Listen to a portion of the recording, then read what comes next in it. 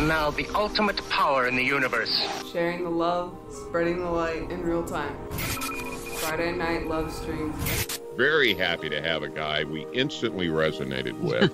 Unbiased and on the fence. I'm talking about Shane C. Robinson. And his purpose is to rise above the worldviews that are designed to separate us so we can unite as one. Sometimes you have to sort of take a step back, and I think Unbiased and on the Fence is a really, really good title for your show, because you are in the central point when you're unbiased and on the fence. That's what it means. It doesn't mean you're indecisive. It means you are taking the central point and you're seeing the multiple perspectives. Unbiased and on the fence.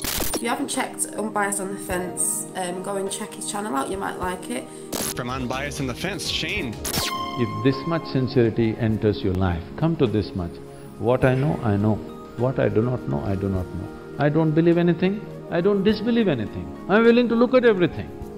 You will become a sensible human being. Have you checked out our website? Visit us on the web at uotf.net. You're listening to The Love Stream. All around the world in real time. I want to thank you for watching, listening, liking, subscribing, and for those who support this channel financially. Thank you, lots of love and light to everyone out there. Your calls, your stories, on air. You're listening to The Love Stream. Sharing the love and spreading the light all around the world. This is Unbiased and on the Fence. Unbiased and on the Fence. Indeed it is. How's everybody doing tonight? Hopefully we can keep on trucking. We do have, storms in the area and tornado warnings. So we'll see what happens. I kind of wish I had the camera going tonight. That way if a tornado rips off the roof or something during the broadcast, at least I'd have a viral video out of the deal, you know what I mean? So anywho, how is everyone feeling tonight? Wow, energies have been crazy. I have been going through something. I don't know, I don't know if it's Ascension symptoms or I caught a little virus or something. I just been coughing a lot and headaches and just stuff like that. But I'm alive, I'm here, sleeping a lot. I think I slept like 10 hours last night. So phone lines are wide open. Hopefully we'll hear from Biker Babe later, if she isn't too busy. And Nicola from Australia, if she's not too busy. I do have Facebook open in case she rings in. So yeah, we are all set to go. I've been working on a Schumann resonance video, doing lots of research into that. It's pretty cool because the last time I looked into it, since that time, which was probably, I don't know, a year ago or so, there's been even more that came out this year. So it's excellent that there's so much information out there that connects the effects of the Schumann resonance with humans and not only their brain waves, but also their heart, which is really interesting. So stay tuned for that one. Hopefully have it done maybe tomorrow or probably Sunday to be for sure, just because I do have the other broadcast tomorrow night to do. Let's see, weird dreams. That's another connection I found with the Schumann resonance, or dreams, remembering your dreams. So yeah, I've been, whenever you dig into a subject like this, you find that the more you dig, the more cool stuff you find, and then pretty soon you've got this long video. I was hoping it would be sort of a quick, just explaining it. I created this sound so you kind of have an audio representation of what the Schumann sounds like with the way the waves sort of interact with one another and create these binaural beats. And so that was really my intention going into it. And then I wanted to fill it in with, you know, some cool research and links to go dig a little deeper, but just touching the surface of so many different things with the Schumann resonance. And then that sort of extends out into geomagnetic,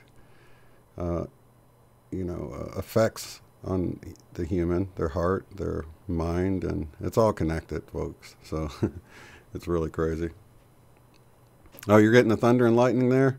We've got the rain here, and we've got tornado warnings or tornado watches. I can't ever remember the difference. They did say tornado watch. I think that means they actually saw one, right? Or is it the other way around? I can't ever remember. At any rate, I'm not too worried about it. I would hate to miss it, though, you know, or just get knocked offline and not get to see one. So there's some bad ways this can turn out. Not the typical way people fear of, though, in my mind anyway. Yeah, you'd think living here in Tornado Alley I would have gotten some action by now, but careful what you wish for, right? I don't know. I just feel like everything would be okay. Let's see.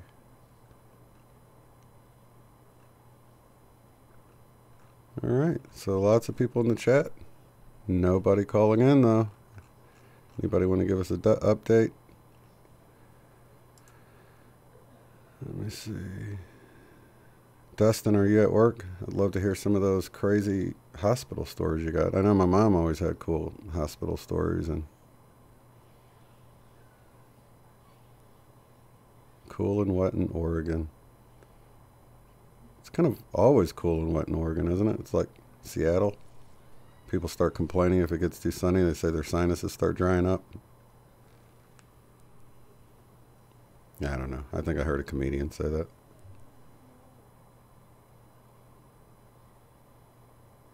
Oh, okay. Watch means there's a chance. Warning means to seek shelter. Okay.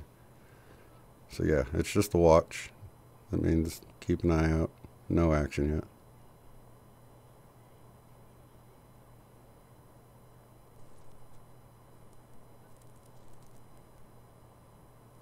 We have what they call, that's cool, Dustin, that'd be awesome. We have what they call, they're straight line winds here, and they call them gust-nados. We had one a few years back. Just, you could see this, like, thin, narrow path about a house wide of where it just knocked the trees down. It looked like a freight train went through there, and everything around it was fine, but right in this one particular path, and it just happened to sort of diagonally go over our house and like ripped all the shingles off in one spot. It's really weird. It's like something's there besides wind, but all right. Let's see, we do have someone that hopped in. Are they going to raise their hand? Drum roll, please.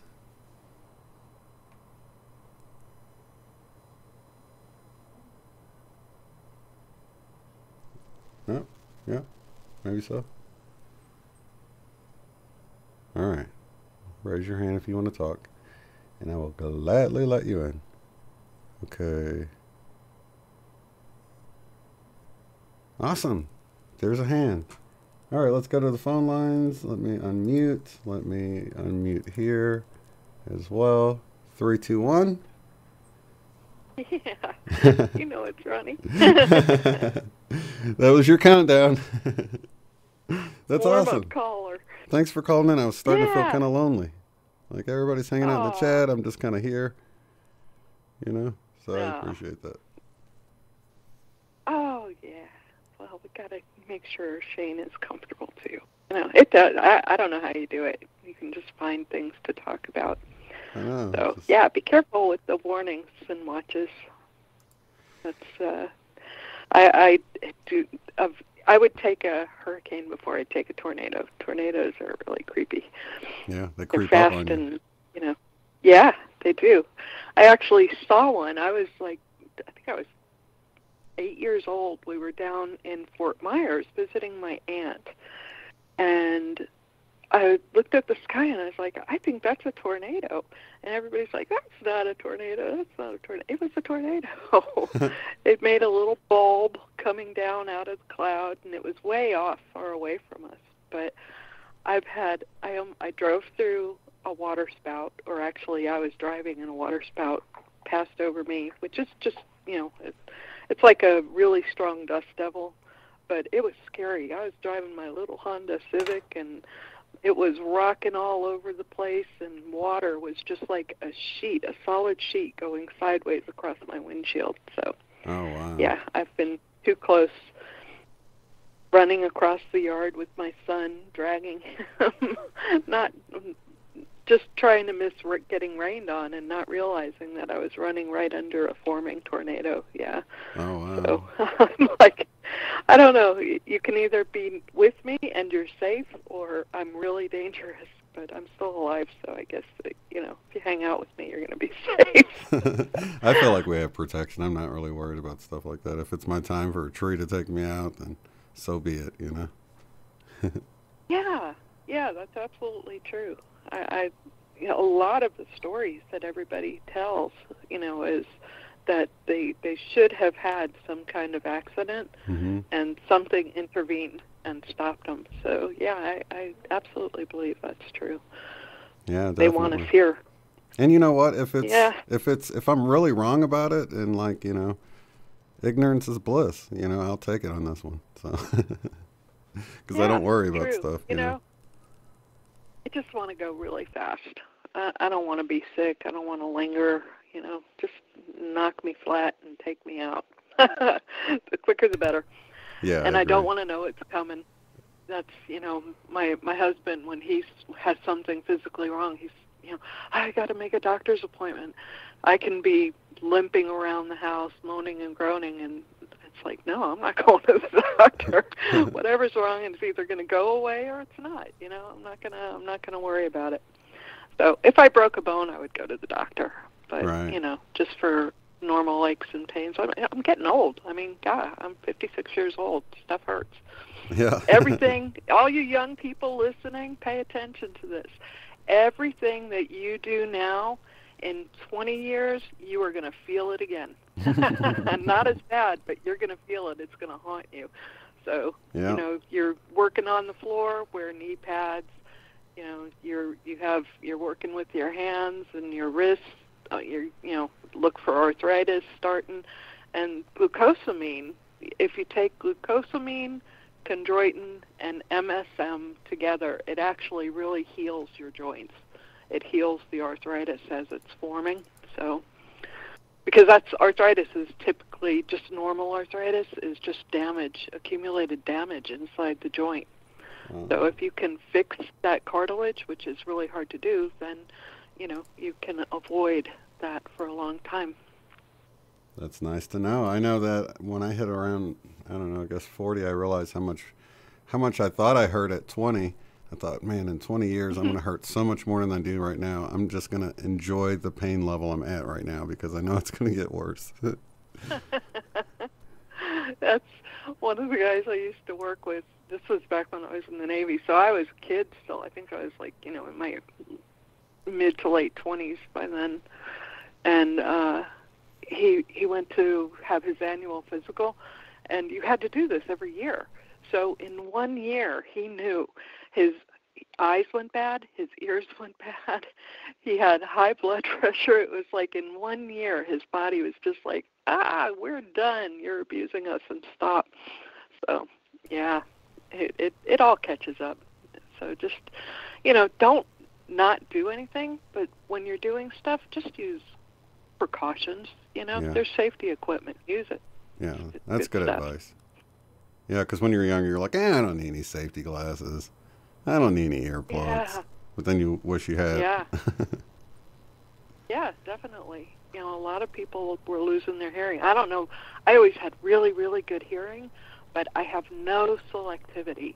If there's two competing noises, I cannot hear anything that's going on. It's like I just hear a mishmash of sound, and I might catch a word from this person and, a word from the song or the TV or whatever else is on. Mm-hmm. But, I can't focus on more than one sound source at a time.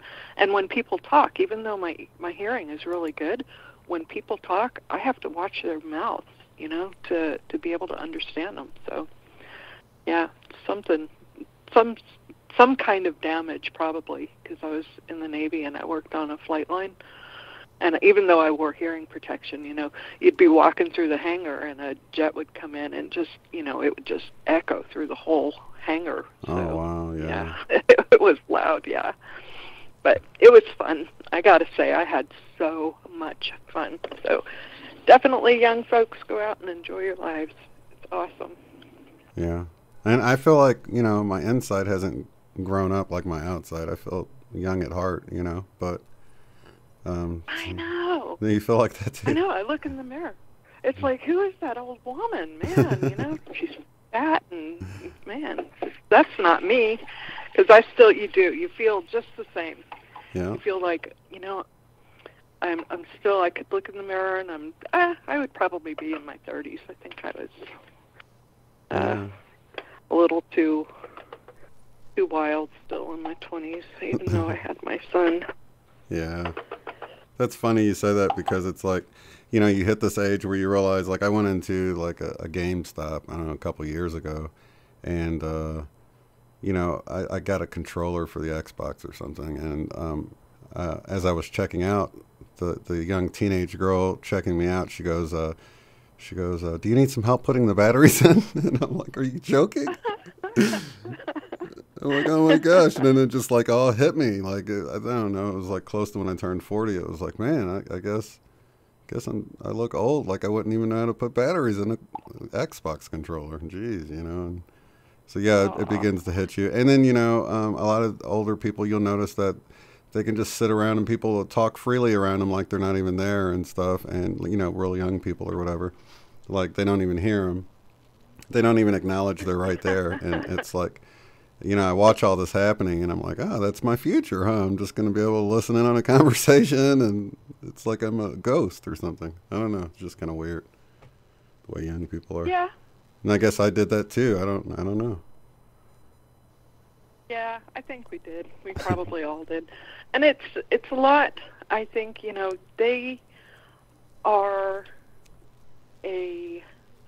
a group. They're an age group, and they're doing similar things and having similar goals. So it's their competition, it's their possible mate, age group, and so that's where their focus is. Yeah. So we are, you feel like you're invisible sometimes. I was saying that the other, after I flew a couple of weeks ago, that on one trip up, everybody was really nice, and then on the trip back, it was like I was an invisible person. So, I don't know if it's some kind of energy I'm putting out, or if it was just the energy of the day. It was interesting, though. Yeah, definitely. Yeah, you're right, Susan. She's saying that. Watch your language, guys. Don't be claiming those aches and pains. So, yeah. That's sort of what I was kind of getting at. It was like I'm appreciating the level I'm at, because I know with age it typically gets worse, but you're right. I shouldn't claim that it's going to get worse because it could get better. Who knows? Miracles happen, right? I wouldn't mind jumping off into 5D and being the age that I feel when I look in the mirror, like you were just saying. Yeah. Yeah. Well, that's, I decided, I had hurt my knee at work and I had multiple surgeries. I mean, it was just a torn meniscus, but it affected how I walked, and that made it get damaged again. And it would be, how that you would hear people talk about having a trick knee. Mm-hmm. Well, I had a trick knee. It was so weird because I could be just walking along, and all of a sudden it would be like I had no knee joint and no muscles in my leg. It would just like collapse underneath me. Yeah, so I was scared to do anything. I went out with my husband. We were walking the dog, and it went out. It just went out, and sometimes it does it painlessly, and other times it would hurt really bad. And that was one of the times that it hurt really bad, and I needed another surgery. So I just quit doing anything that could, make me have to eventually get a knee replacement. But I decided, you know what, I'm done. I'm tired of sitting around and not doing the things that I want to do, that I long to do. I want to go out and climb on hills and rocks and, cut down trees and, just live a normal life for me. So I decided I don't have a bad knee anymore. It's going to be perfect. And so far, since I just set that intention, I haven't had my knee collapse again. Oh, so nice. I don't know if I'm subconsciously doing something different or, what's going on. But yeah, it's, I don't want to say I have any kind of power.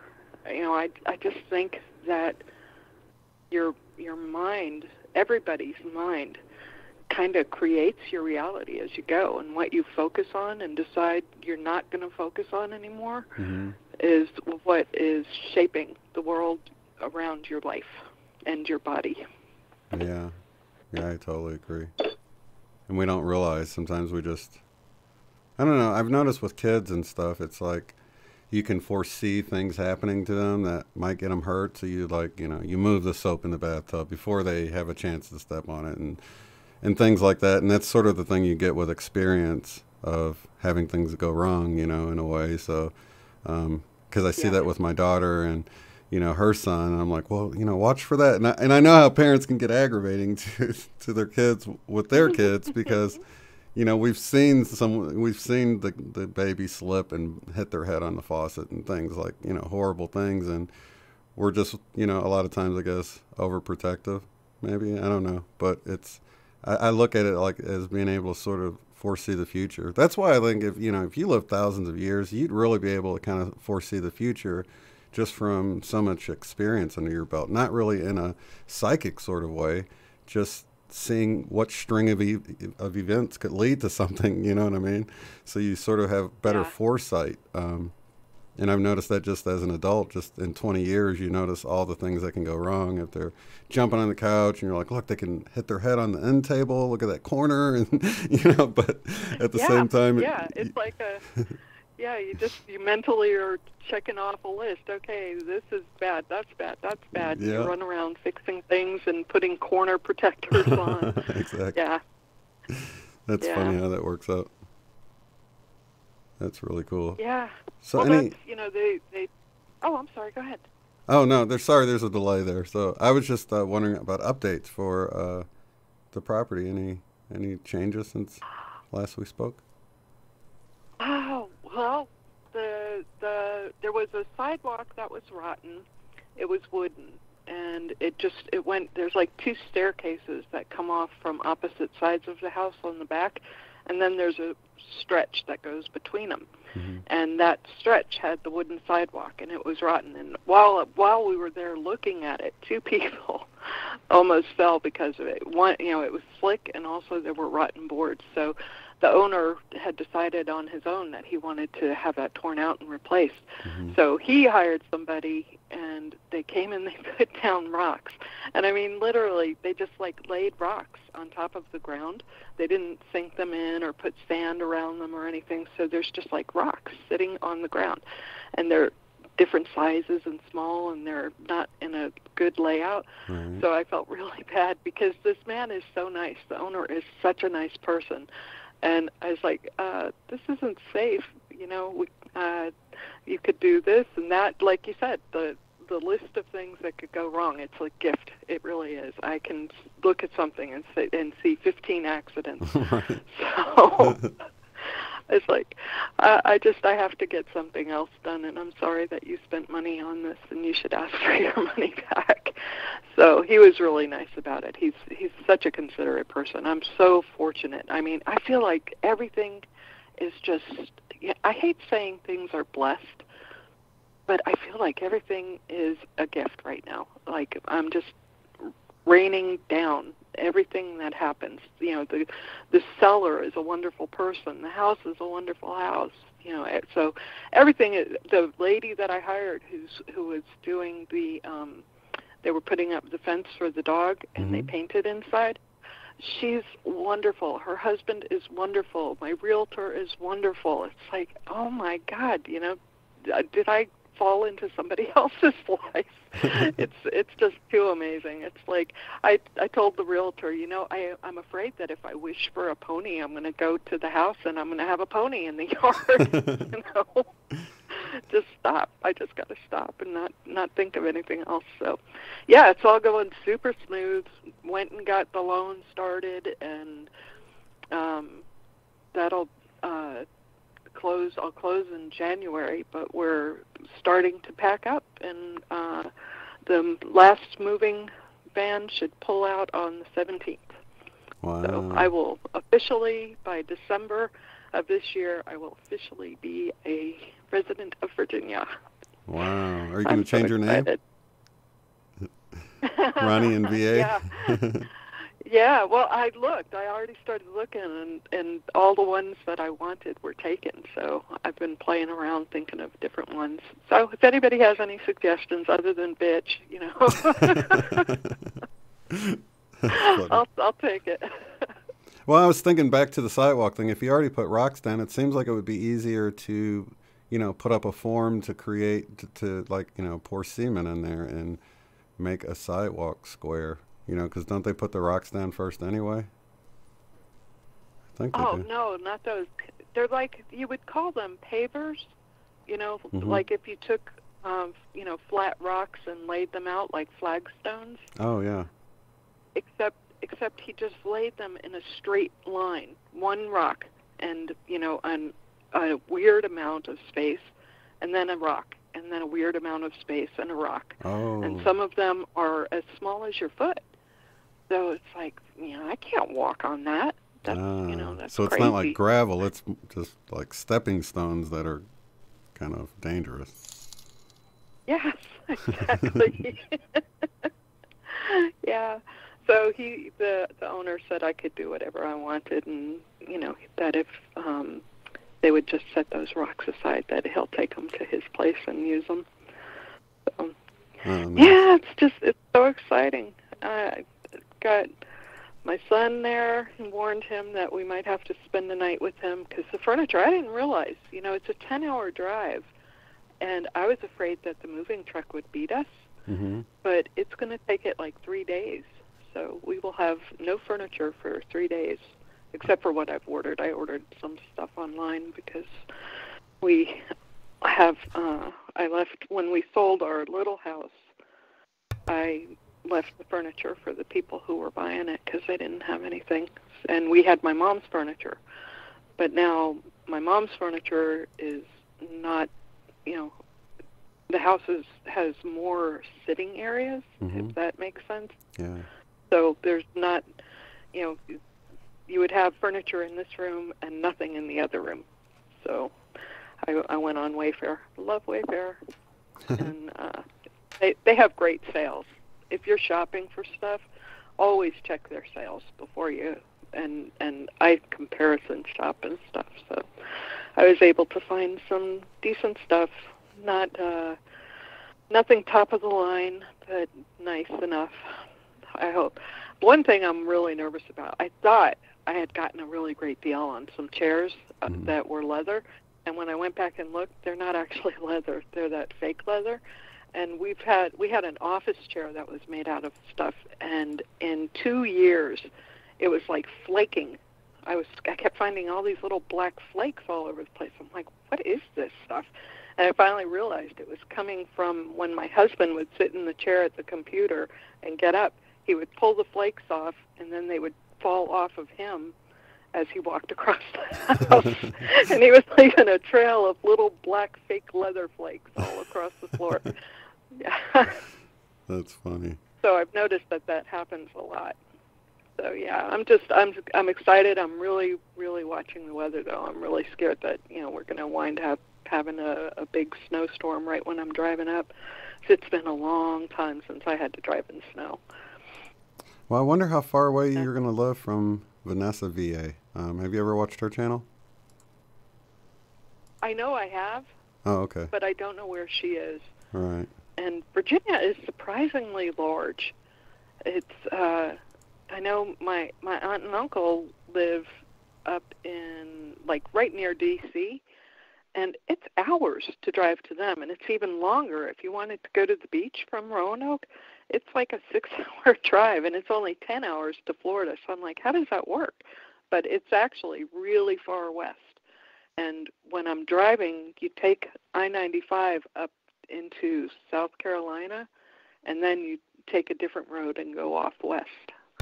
So it makes it a shorter drive because you're going on an angle. But if you went straight from Roanoke over to the beach, it's long. Oh, I think it was 4 hours. 4 hours to the beach from there. Oh, wow. Yeah, not so fancy Nancy saying she's got a fake leather couch also, and it pills. So, yeah. Yep. Guess that's just part of the fake stuff. You got to get rid of it pretty quick. So, and then go through all that hassle. You know, it's such a quandary because it's like, you know, people are like, oh, well, you're killing animals. Well, no, I'm not killing an animal for the leather. The animal is being killed anyway for the meat. Mm-hmm. So shouldn't we honor the animal by going ahead and using the leather and not making fake junk out of chemicals?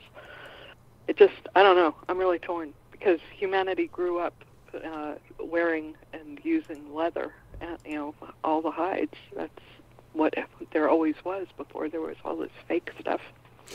That's a good point. Yeah, I don't, you know, I don't trip off of that. I know some people do, though. You know, you go wearing anything with leather on it or a fur coat, God forbid, and you're going to get some people looking at you cross-eyed, you know. So. Oh, yeah. Or red paint dumped on you if you're wearing a fur coat. Yeah, you don't do that anymore. So, yeah, I don't know. I feel like we have troubling. other things to worry about than sort of going around judging other people about what they're wearing and what it's made out of and stuff. To me, it's silly, but I mean, I get why people get upset about that, but I don't know. Where attention and intention go, energy flows, and so I just choose not to direct it that way, you know. So that's funny, though. I just, you know, I want animals that are raised for meat or food to just have a wonderful life. Even if it's a short life, it should be a wonderful life. Mm-hmm. And so that is my goal, is not to make people stop eating meat, you know, or whatever, or have dairy. Just better care for the animals and stuff. 'Cause that's really the problem I have with it, is how they treat the animals, not so much eating them. I mean, I know people view it like, hey, they're a living being, but I really, I view plants the same way. I think they're just as alive as animals. So in my mind, I'm like, you can't avoid eating something that's alive. So for me, if I quit eating meat, it wouldn't be because I don't want to eat something that's alive, because I view plants as being alive and having feelings. I mean, this has all been proven with, you know, the, what's the guy, Clive Baxter, who did the, you know, when you just thought about burning the plant, it would respond in sort of in fear that it was going to be burned just by thinking about it. And so I look at it all as being alive, and that we should thank it all for its nourishment, whether it's a plant or an animal, because ultimately it's like we're eating the sunlight that, you know. Yes, exactly. It's transmuting energy into usable forms for other beings. So, yeah.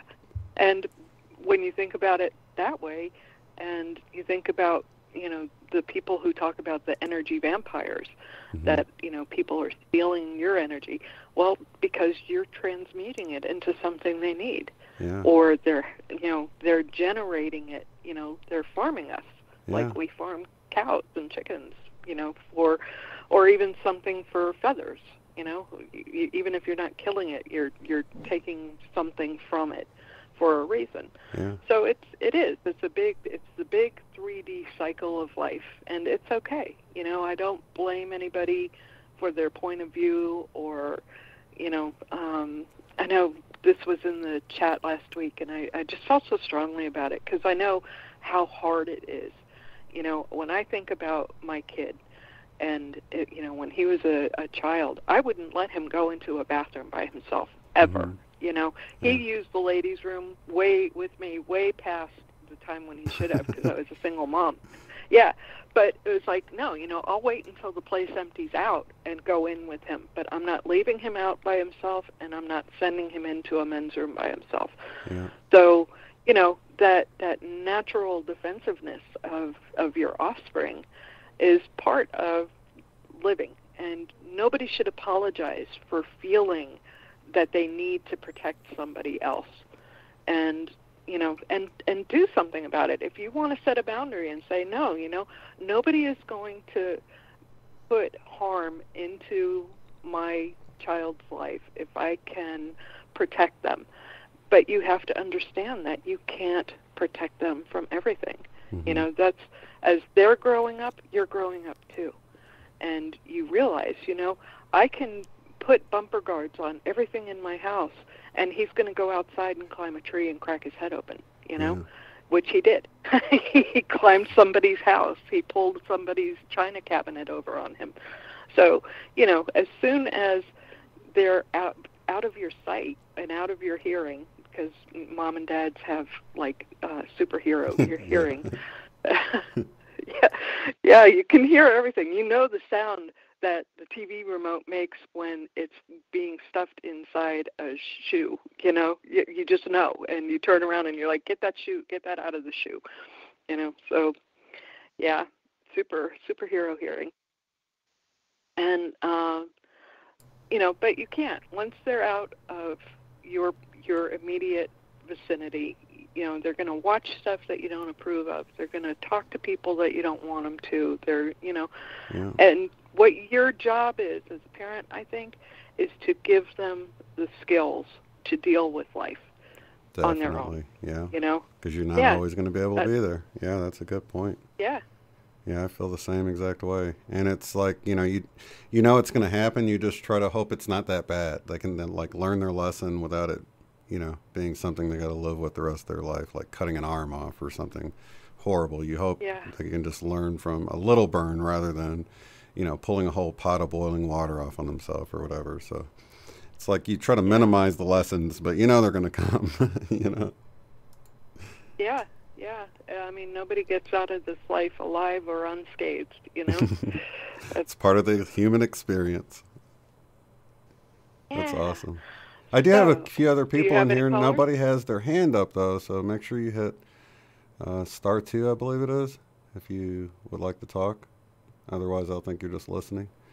And, yeah, so that's awesome. It takes twice. Sometimes I have to hit it twice. Oh, really? So do it once, yeah. Sometimes it just, like, it says it does, but then I don't have my hand up. And you're saying that nobody has their hand up, so I do it again, and then the hand goes up. So that's nice to know. Kind of do it twice now. Yeah. Okay. Awesome. So how was your week? My week was, I'm just thinking back on it, it's like research. Well, reading books and researching. That's funny. Yeah, it's been great. I've been learning a lot and fascinated with everything, and so it's really cool. I just can't wait to share it, So it's like I get the information, and then it's like I've got to, like, put it in a package that, will make sense to the most people when I do it, but not go too far because I don't want to bore anybody, because I know, especially when you're looking at scientific stuff, it can get boring if you're hearing all these words that you're not familiar with and stuff like that. So I try to just break it down. Anything I've got to look up because I don't know what it is, then I know that I should probably, have it ready to break down while I'm talking about it, because, half the people might not know what it is either. So it's fun, though. That's very considerate. And it's also a talent to be able to translate specific, what do they call it, lingo, the lingo of a field into general speak of the public. So that's a real talent. You do a good job. Thank you. Are a very good communicator. Okay, I see it. I gotta say this. Everybody's hands are going up and down. Okay, I see a couple of hands up, so you guys can stop hitting star 2. I just, out of the corner of my eye, kept... Well, I'll say goodbye so you can catch a call when the hand goes up. Okay, all right. Thank you so much, Ronnie. Thanks for calling in. All right, you have a great night. Lots of love to you. Bye. Okay, bye-bye. Love everybody. Bye. Awesome. Let's go. You're listening to The Love Stream. Unbiased and on the fence. Gonna go back to the phone lines. We have 403. Who am I talking to? Wow, just like a real radio station. I have to tell you to turn your radio down. 403? Hello. Hello. Hello. How's it going? Hey. Who am I talking to? Oh, you got to me. Was that me that pushed the star 2 a million times? I don't know. I was just listening to one of your talkers there talk about pushing the star thing. Is this Jay? Twice. It is. Oh, what's up, buddy? Yeah, I recognize the voice. That's kind of unusual because, you know, people sound different on the phone than they do on the radio. A lot of times people will say, "Is this Shane?" Because that just doesn't sound like me or whatever. But yeah, they're no doubt. Actually, I'm catching a little bit of a bug here. I think I've been sniffling and sounding a little rough, and so I'm probably not sounding 100% myself today, anyways. But yeah, about the phone thing for sure. It's weird when I hear messages of myself. Sometimes it's like, and then when we did the stream, it was like, yeah, I recognize that voice. So, so how's everything in your neck of the woods? Perfect. Just for anybody who doesn't know, this is Jay. He was on the broadcast on Thanksgiving Day. If I don't know who was here and who wasn't, but you should definitely check out that broadcast and his channel that is linked under that broadcast. So, yeah, man, you've had I was just checking out your video earlier today with the clouds and stuff because, you know, I had just put that one out that Frank sent me. And, man, if you keep an eye out, like you said in the title, things are just hiding in plain sight a lot of times, I think. Yeah. And you know what? I'm kind of immune to it now because I've been seeing these things for years. And now that I'm looking back at some of my pictures and videos and stuff, if I had a better editing program here, I could definitely hone in on some stuff. But I mean, there's so much being seen right now. I mean, I'm just kind of desensitized to it because I know what's coming. I know, you know, the bigger picture going on, and like that video I did today, it was just like, yeah, like all nonchalant kind of deal, like, right? So I mean, it gets to a point, and I love that video you did with the cloud because we got our Galactic brothers and sisters like hanging out everywhere. And it kind of, as we're going through this transition and stuff, more of this stuff is being seen, right? And then and basically they're making themselves more known, right? As our consciousness kind of collectively goes up, right? Yeah, so, I think that's amazing because it's like they're easing into it a little bit. And what I would have loved to do with that picture that Frank did is just to set my camera up on a tripod and just sit there and record it so that you can do a time-lapse recording out of it and really show how it's just sitting there while everything's moving around it. Because I've seen that at the peak of mountains, those lenticular clouds that will sit up there above the peak, and you can tell that they're being created from the draft going up the mountain. And so they change. They're not, I mean, they look like they're sitting there, but you can see them like changing and morphing and stuff like that. It would have been really cool to see what that one looked like sped up, though, you know. Did you ever see the one? Actually, I'm working on putting that together, but I've been seeing more of the triangle cloak ships than the orb ones. Did you ever see it? I think it was in my 3.3. It came out to 33 minutes, 33 seconds, but there was a little teaser in there, and then all my tech went down. But I know a lot of people are seeing these triangle ones too. Yeah. Like they're, and it's the same thing. Like the clouds will move, but the cloak shape of it will stay there, right? Yeah. So I mean, I wish I had. I used to have a nice camera and stuff, and tripod and all that stuff, where you could sit there and video all this and actually see it, because sometimes the clouds will move, and it's like, okay, that's a cloud, right? And like we could just, I mean, the clouds, you're seeing all kinds of stuff. Like I did another video yesterday where it was like people were seeing dragons and stuff, and it did look like a dragon, right? Mm-hmm. So, but I mean, I think that goes back to our thoughts, manifestations, intent, stuff like that, what we're going to see. But I mean, all this stuff is being revealed, right? It's beautiful. Yeah. And I think when you do those time-lapse recordings, you begin to see things that you don't normally see. when you just look up there, even for if you could be staring at the sky for a minute or two. But for some reason, if you take like a 10-minute video and play it in like 10 seconds, you begin to see things like you might not see the ship like you were saying, but you'll notice that the clouds are, you know, blanking out in this triangular shape. You're like, well, what's causing these clouds to create this triangle here? But, you know, you just don't see it until you speed it up. And you're like, whoa, there's something going on right there. Yeah. And, like, unless you're really sitting there looking, like I was on a drive the other day, and I was seeing, like, a cutout of a square. I did a video on that as well. And in that case, it was all blue, but you could see the square edges. So sometimes in the clouds, I see cutouts where the sky is blue. And then other times it's like you can see some sort of manifestation within the clouds where it's darker. So, I mean, like, I don't know. There's a lot going on for sure. But, I mean, if you watch some of these PX and Nibiru communities and stuff like that, they're seeing a lot of this stuff too and thinking it's a totally different thing. And then you watch, like I follow Secure Team and stuff like that.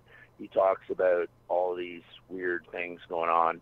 And, like, I don't know what he knows about these things or what he speculates, but, I mean, you can't deny. I mean, when you see a square cut out of a cloud or a square cloud, some shots going on, right?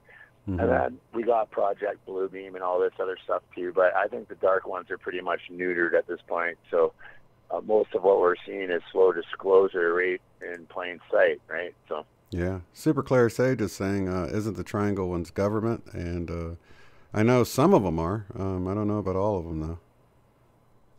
Yeah. The ones that I see, though, like, I mean, if you put them in the perspective, the size of them, not to say we don't have craft that size, but most of the ones that are seen are, you know, I mean, at most a mile. I mean, most of the footage I've seen, some of them can be pretty big, but the stuff I'm seeing manifest in the clouds would be hundreds of miles across, like even bigger. So. Yeah, I've had a few like that. If I'm looking at them and it's like in the sky between 1 and 2, that's pretty big. Yeah. Right. So, but then there's other times where they're little smaller ones. Yeah, so, like the TR3Bs, I think. I noticed the square edges, right? Yeah. Like when you see right angles and stuff, that's not natural. Yeah. Right. And what about when you see like... That was a good catch your buddy had with that, the round one there, like... That was a beautiful video you did there. Oh, man. I was like, man, this is good enough to just do a quick little video of just by itself. Normally, I'll just show stuff at the beginning of a show or whatever, but I'm like, I'm just going to put this out just like this instead of wait because I thought it was cool. So I'm like, I just stick it out like that. And plus, you know, I got people like, you know, Mr. MBV333 that will hop in sometimes, but, you know, I know he's more prone to see something if it's only a couple of minutes long than to sit through like an hour because he's just so busy, you know? Yeah. And I'm in the same boat, right? Like I'm working on stuff right now and I got kind of my tech back up and, well, just whatever, working through stuff. And like you say, it's like, okay, you're working on this and then something else comes up and it's like all of a sudden now I've done 10 shorts. Right. And it's like, okay, like I could jam this into there and whatever. And, it just says, okay, now this has to come out right now, right? Right. So it's been that kind of day lately with things going on in the world and what I'm seeing, right? So but, sometimes you can't and you don't have the time, right? It's like, I got to research this, I got to look at that, I could edit a million other things. It's like, what do you do? You know how it goes. Oh, yeah. You know how it goes. Yeah, and I've got several half-made videos. Or, you know, like I've been working on for months about Jesus, and, you know, it's like, I don't know, it's like I'm missing some pieces to it, so I just set it on the back burner for now, and then I've got other things that come up, so, yeah, it's like you're constantly working and trying to put the pieces together, and sometimes you lose interest in something, and you know that you'll be back to it at some point, but the timing needs to be right. And with stuff moving so fast, though, Shane, like, it's, what do you do, man? Yeah. Right? It's you can't keep up with it all. It's just going crazy, right? So I get that completely. Well, how have you been feeling? I'm doing good. That's good. Excuse me. Just kind of working stuff out. Things kind of come through on the financial end. My rent's kind of secure. I found out a way to get my old program up, and I'm doing stuff on my other channel and trying to organize a little bit better. Physically, I'm handling what's coming pretty good. There's just so much going on, right? Yeah. Well, I was going to say you seem so much more relaxed recently, like, just, I don't know, just more at peace, in the last day. Yeah, we're going to keep going up and down, right? I mean, we're all dealing with our stuff. Yeah. And the world's dealing with their stuff. The world, every country, every race, every person, good, bad, or otherwise, is dealing with stuff. And it's going to calm down a little bit more, I think. I mean, there's going to be, if you haven't noticed the last year in particular, ups and downs. And if you look at world events and like astrological events and certain things, and I mean, if you had the time to sit there and look at world events and the Schumann and all these other things, you would kind of connect more of the dots that way. But I mean, who's got time to do that, right? But I mean, if you really looked over the last year and saw what happened over here and what that did and how it woke up certain people and how everybody's kind of waking up in bits and pieces, right? Mm-hmm. And as we're doing this, I mean, world events, earth changes. I mean, like we just had a big earthquake in Alaska. Kudos. Hope everybody's doing well over there. Oh, yeah. I got a theory on that. But won't go all tinfoil hat on you guys. But it's a war, okay. Put it that way. So it's a war. But I mean, with all that's going on with the G20 and stuff like that, gas prices are low. Isn't it odd that they get hit there today?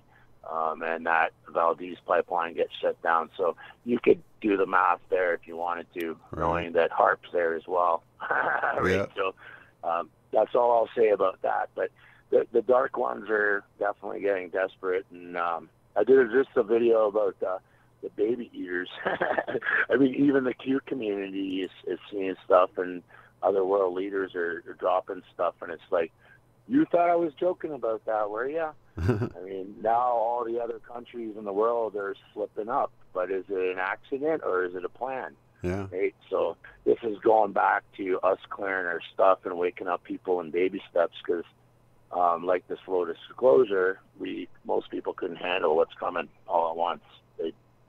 They just drop dead, right? Mm-hmm. So yeah, fear, right? It's got to be kind of slow and baby steps, and that's what we're seeing now. Yeah, we got to be careful, on guard all the time, man, because they're always trying to get you either fearful or angry, and both of those are not good. I mean, I know a lot of people say, no, we need to get angry and do something about this, but I don't feel like that myself. I feel like you have to. You really can't do anything about it, though, Shane. That's the thing. I've had a lot of discussions with people, and trust me, I'd want to reach through the computer sometimes and just grab people.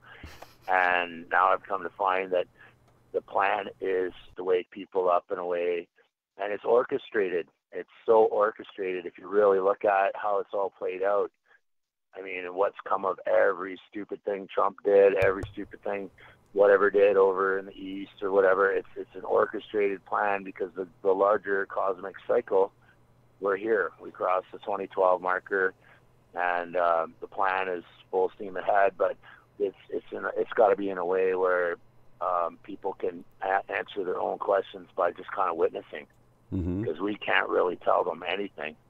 And I don't want anybody to fear anything either. It's nothing to be feared, but there are a lot of distracted people out there for sure. Yep, and that's the thing, distractions. Keeping you distracted, however that is. That's really the main thing. And to keep everybody at each other's throat, because they know if we can unify about anything, I mean, that's all it takes, But they got us all so separated by worldviews and religions and all of this stuff that, we can't come together to unite as one, because it's always us versus them. And, they're not, the people at the top running the show are just laughing. They're not even part of the us and them. You know what I mean? Well, actually, they're not laughing too much right now. Actually, they're pretty freaked out. And right. Well, no, I'm talking the dark ones right now. They're getting pretty desperate, but they're running on empty. So funny to watch. And I just sit back and say to people, enjoy the ride. Yeah, that's how I am too. Definitely, man. So I wanted to thank you, man, for having me on. I've met a lot of new people, and I'm more motivated than ever. Just to kind of keep going. I'm working out my tech here. I want to do more live streams because you were the first one I ever did a Hangouts with. I'm doing a live with Brian from Milky Way Weekly on Tuesday now. Oh, nice. 10 Eastern. That's pretty much confirmed. So if anybody wants to check that out, check it out. As well, I think, you kind of gave me that opportunity to be less of a strange individual because I've been all over the map with my channels the last couple of years and going through my own stuff and being strange, and most people don't really trust me yet because I'm all over the map. So I thank you for getting me more focused on things and motivated. It's my pleasure, man. That's what we're here for.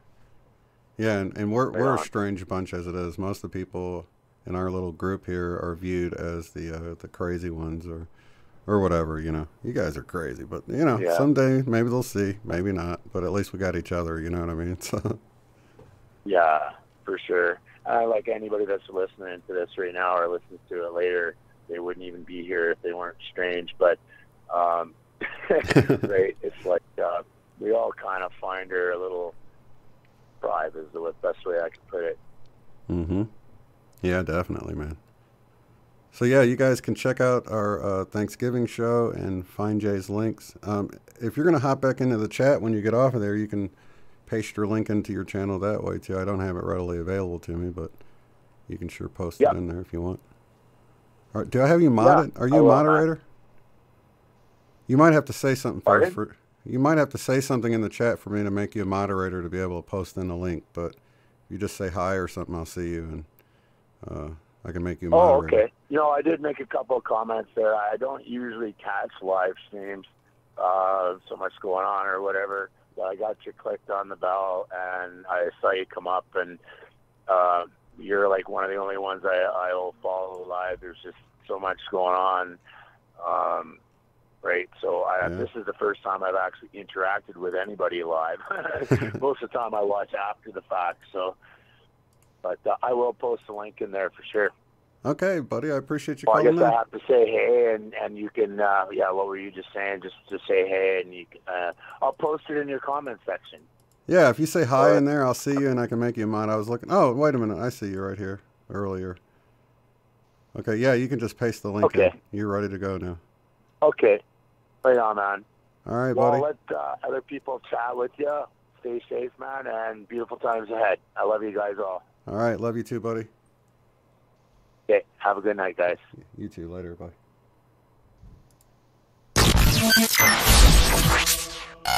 Your calls, your stories, on air. You're listening to the Love Stream.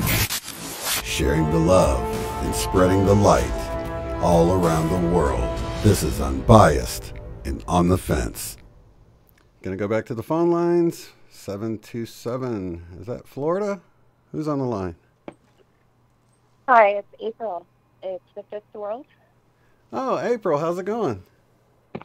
Hey, how's it going? Okay, so yeah, I had you and... I'm nervous. Oh, no, don't be nervous. I almost hung up, but then I was like, no, like, this is what it's all about. So I just decided to stay on and share. No, that's awesome. Yeah, in fact, I went to your channel to watch something, and I was like, wait a minute, I know I was subscribed, and I wasn't. I had to resubscribe, or maybe I wasn't, and I just didn't realize it, but I thought I was. Yeah, I'm hearing about that quite often. So, yeah, I hear that too. And that's kind of what I wanted. Yeah, I bet, because you really hit on some really big things, and kind of like what we're all trying to figure out. Yeah. And, you know, it's hard to watch, like, the collective and even some of the people that are awake with us just chase the fear narratives, you know? Yeah. Hard to watch. So that's kind of where I'm at today, right now. A little bit frustrated, but I don't want to bring negativity because I know this is a love stream. But becoming hard to watch the closer things get. I'm understanding that many things are happening at once, and I'm not like super well versed on any one of them. Yeah. But I watch the sky every single day, and I am seeing some incredible stuff. And I feel like some of us are stumbling upon the secrets of the ages, and these secrets are so well kept, so well preserved, and they will do anything to really keep it that way, because that's all they have. Like you guys were just talking about, they want to keep, and I hate to use they, because sometimes I go back and forth. I'm like, is it my higher self, or you know, is it archons or demons? You know, so I think the important thing is that you're open-minded about what it could be, because a lot of people are like, you know, they're dead set on the fact that it's Satan or the devil or whatever. And I think being open-minded makes it to where you can, I don't know, it's like you take the blinders off and you're open to more possibilities. So I'm with you on that one. That's cool. I like the way you put that, definitely. Yeah, so I mean, I guess I would just recommend going through some of my videos if you're interested. But yeah, just evil taking credit for divinity all over the place, you know, and that's still happening. And I think that's what's frustrating for me to watch is I know a lot of this is the hand of God, and there's so many narratives that it's like everybody's taking credit, and that's what I'm just going to use a name like Satan, for instance, has done this whole time, was take credit for divinity. So some of those are the secrets and the great deceptions, and you know, we don't have to get into that, of course, but I do encourage looking at what I'm capturing, because, you know, I don't have great equipment. I just have 2 iPhones and tablets and things like that, but somehow I'm able to capture some really amazing things. And one of the narratives that they have going on is that there's a sun simulator, and I don't really doubt that that's that exists, but kind of like the triangles, when you guys were talking about the triangles, are they government made, or you know, are they extraterrestrial? And it's like both, probably, right? Because they're trying to you know, they're trying to mimic divinity or higher intelligence. So totally, I agree with that. Yeah, there's always the counterfeit to the real thing, you know. Yeah, exactly. So yeah, I guess that's a basic thing, but yeah, great point. So yeah, I'm just like able to identify those things. So I think that's part of the Great Awakening, you know, and just not being able to be fooled. And I know everybody's going to get it at their own pace, but with all this kind of stuff looming, with the Wi-Fi and the grid, and I don't know, somehow I think we're going to have communication open. So I try not to worry about that too much. Yeah, people ask me why I don't talk more about 5G and things like that. First off, there's plenty of people talking about it, I feel like, anyway. And second of all, I don't feel like there's much we can do.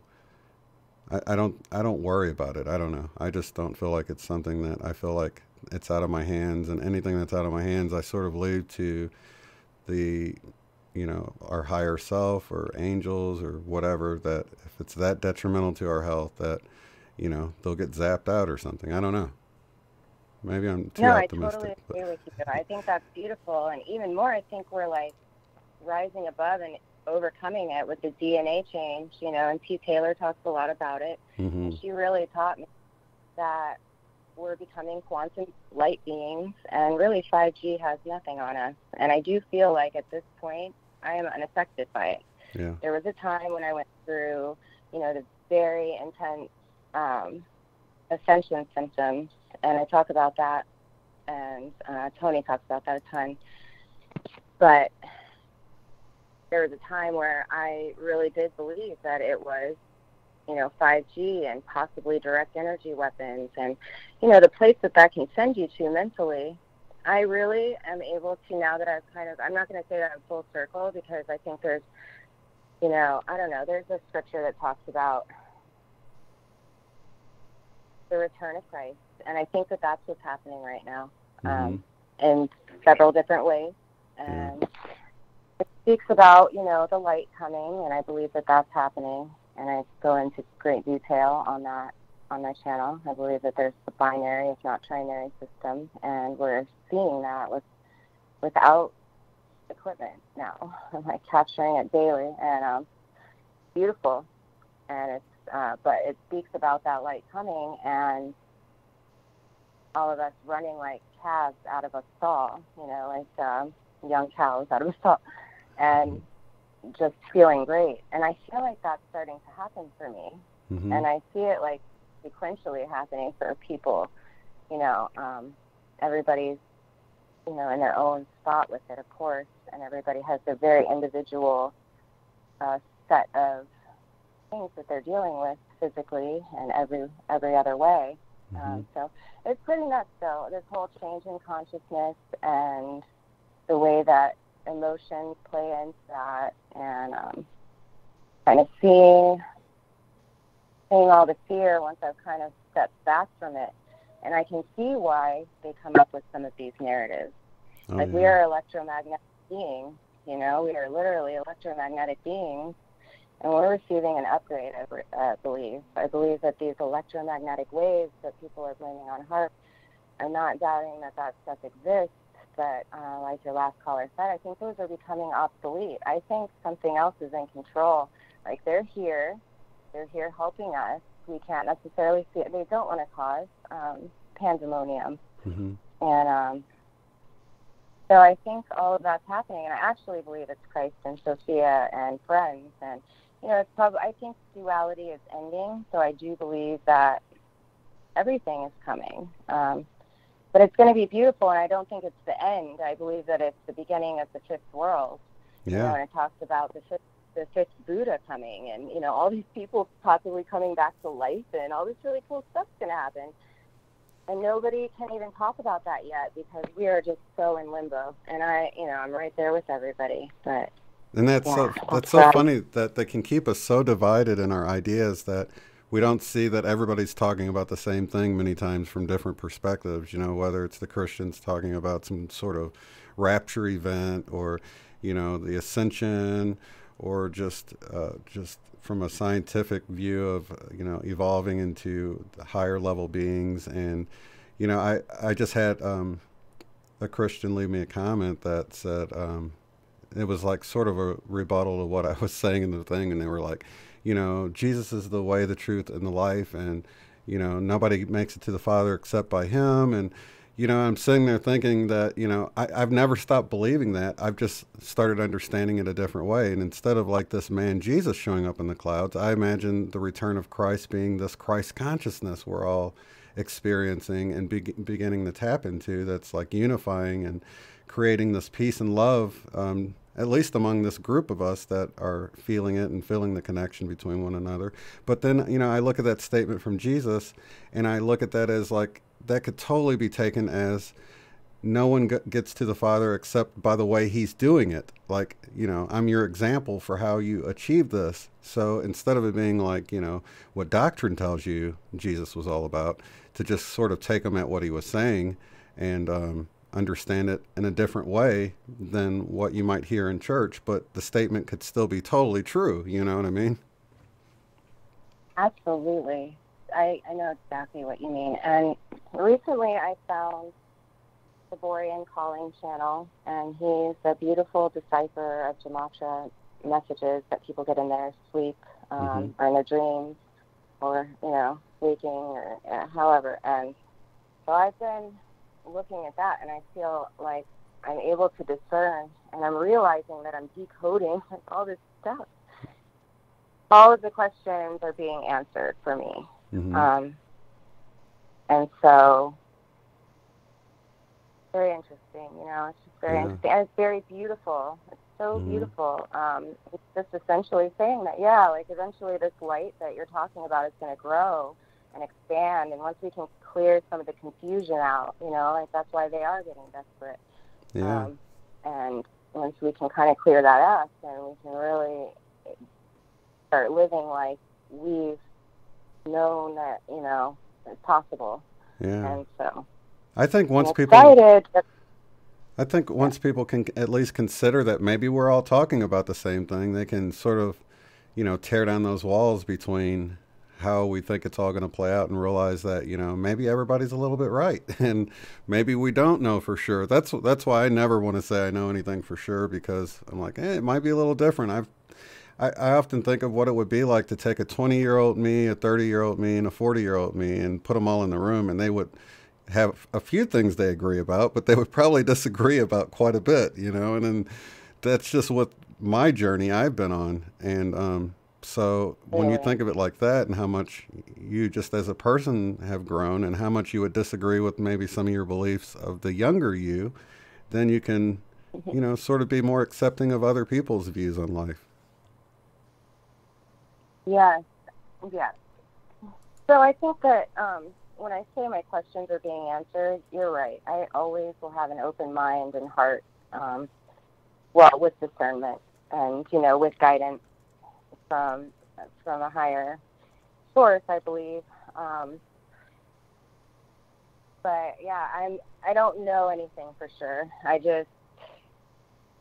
see the micro, macro, that whole thing, which I bet you understand pretty well. With evolution? Just how, you know, there's always an act above, so below. Oh, right, yeah. You know, and just all the way down to, like, inner Earth and all the way out. And just, like, Jupiter is Zeus, which is Source, which is, I believe, the dragon, which is, you know, I don't know. It just kind of leads me on this whole, not rabbit hole, but, like, things start clicking for me all the way down, you know, and it's awesome. It's amazing. And I love it. I do feel a little stuck, though. I think that's why I originally called, because I'm having trouble. I feel there's so many amazing people that I've met on here in your chat, that, you know, and just people in this whole, like you said, community that have come on my channel and joined the conversation. But there is still, or there had been up until recently, quite a bit of suppression, and I do feel like I'm not able to communicate it. But I just tell myself that everything is in divine order, and that if people are truly looking to find something and talk to me, and like maybe, you know, I need to learn something from them, then they'll find me. And I try not to worry about it. But it gets a little bit lonely, I guess. Like, you know, I mean, so it is nice to have your show to call into and talk about it to you. So thank you. Oh, no problem. I'm honored to be here, and I'm just glad you guys come. So, to be honest, I'm like, cool. This is like, you know, I don't know. I just never had a life like that where, you know, I could throw a house party and people would actually show up. So this is kind of like the same thing, you know.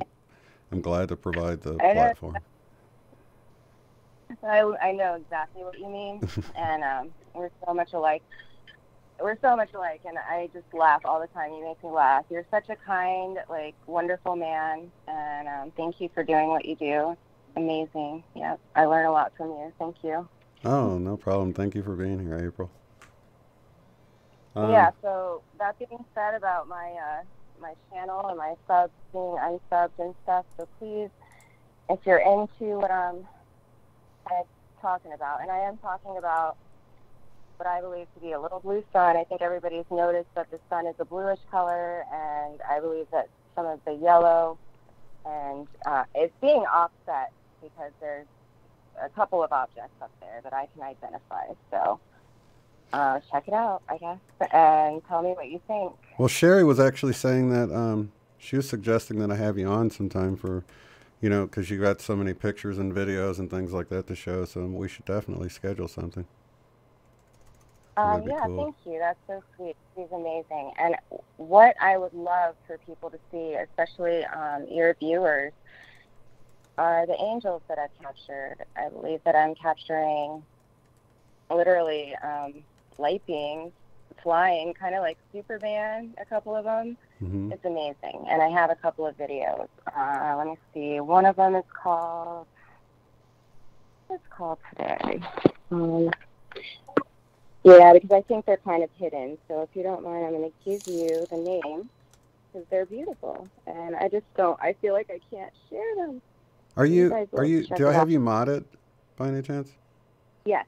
Oh, okay. You can, when we get off, you can also post the link in there too, so people can click right on it. Okay. That'd be cool. Perfect. Yeah, I'll do that. Yeah, one of them's called Today, and then another is The Most Beautiful Light Being.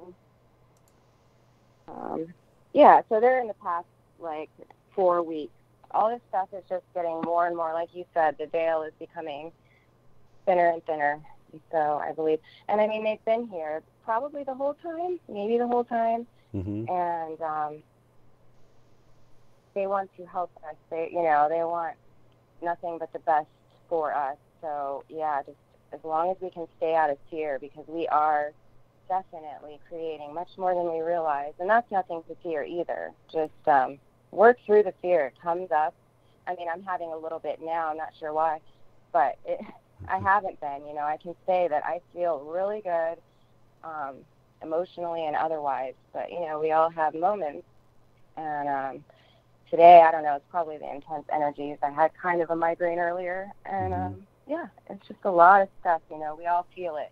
But just I was listening to Lisa Transcendence Brown, and she was saying how a lot of what's coming out and that we're purging, physically and otherwise, is the actual fear programming and just a different programming coming up and out. So we kind of do have to re-experience it as it comes out, but it passes and it's like gone. It's remedied.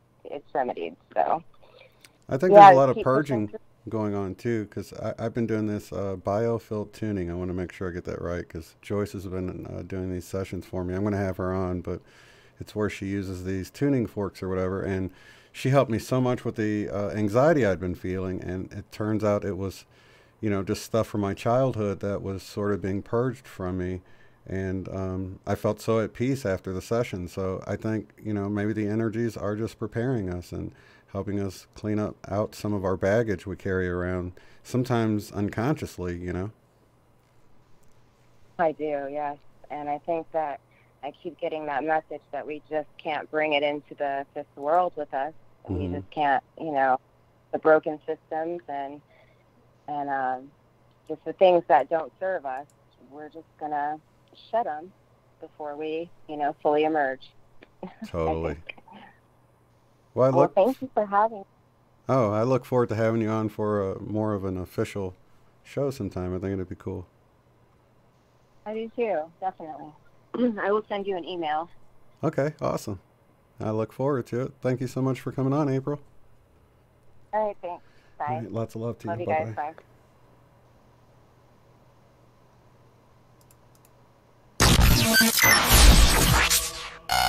Your calls, your stories, on air. You're listening to the Love Stream. Sharing the love and spreading the light all around the world. This is Unbiased and On the Fence.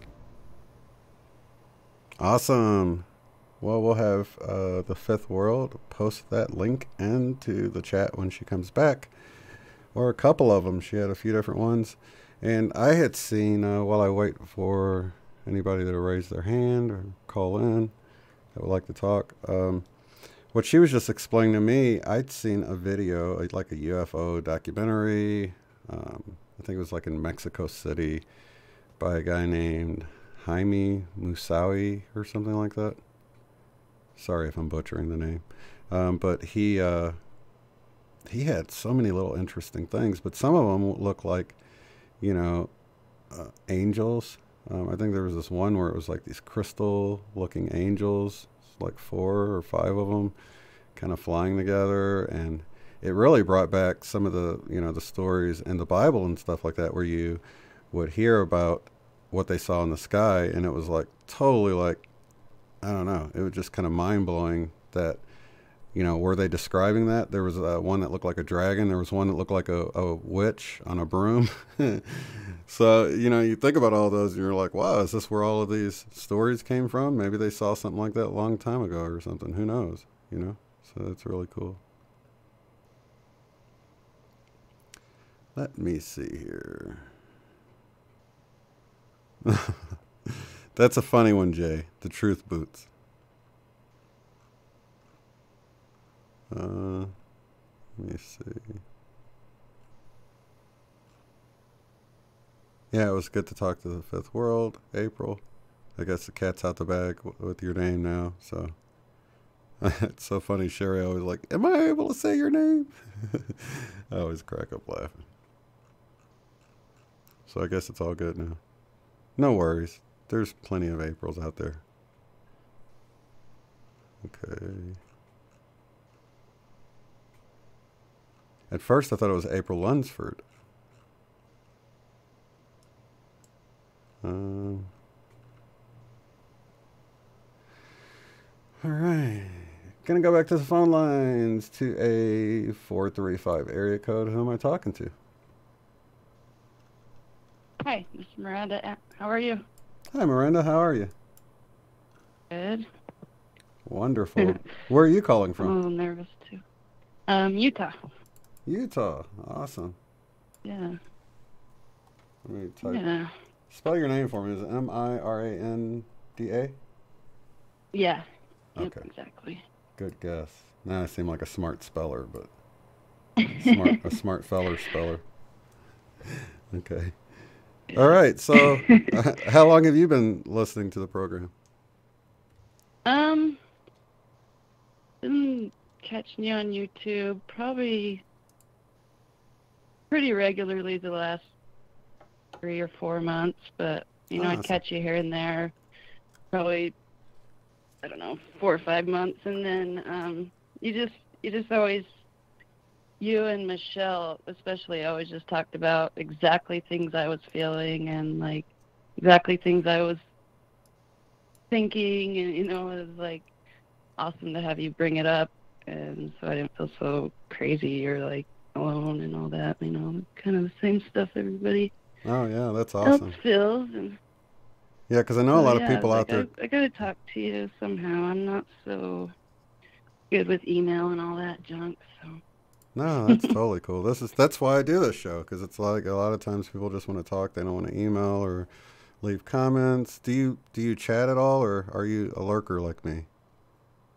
Well, yeah, I mostly just just watch YouTube, but I was gonna ask you. I didn't really know how to get into the chat. Is that through that other website?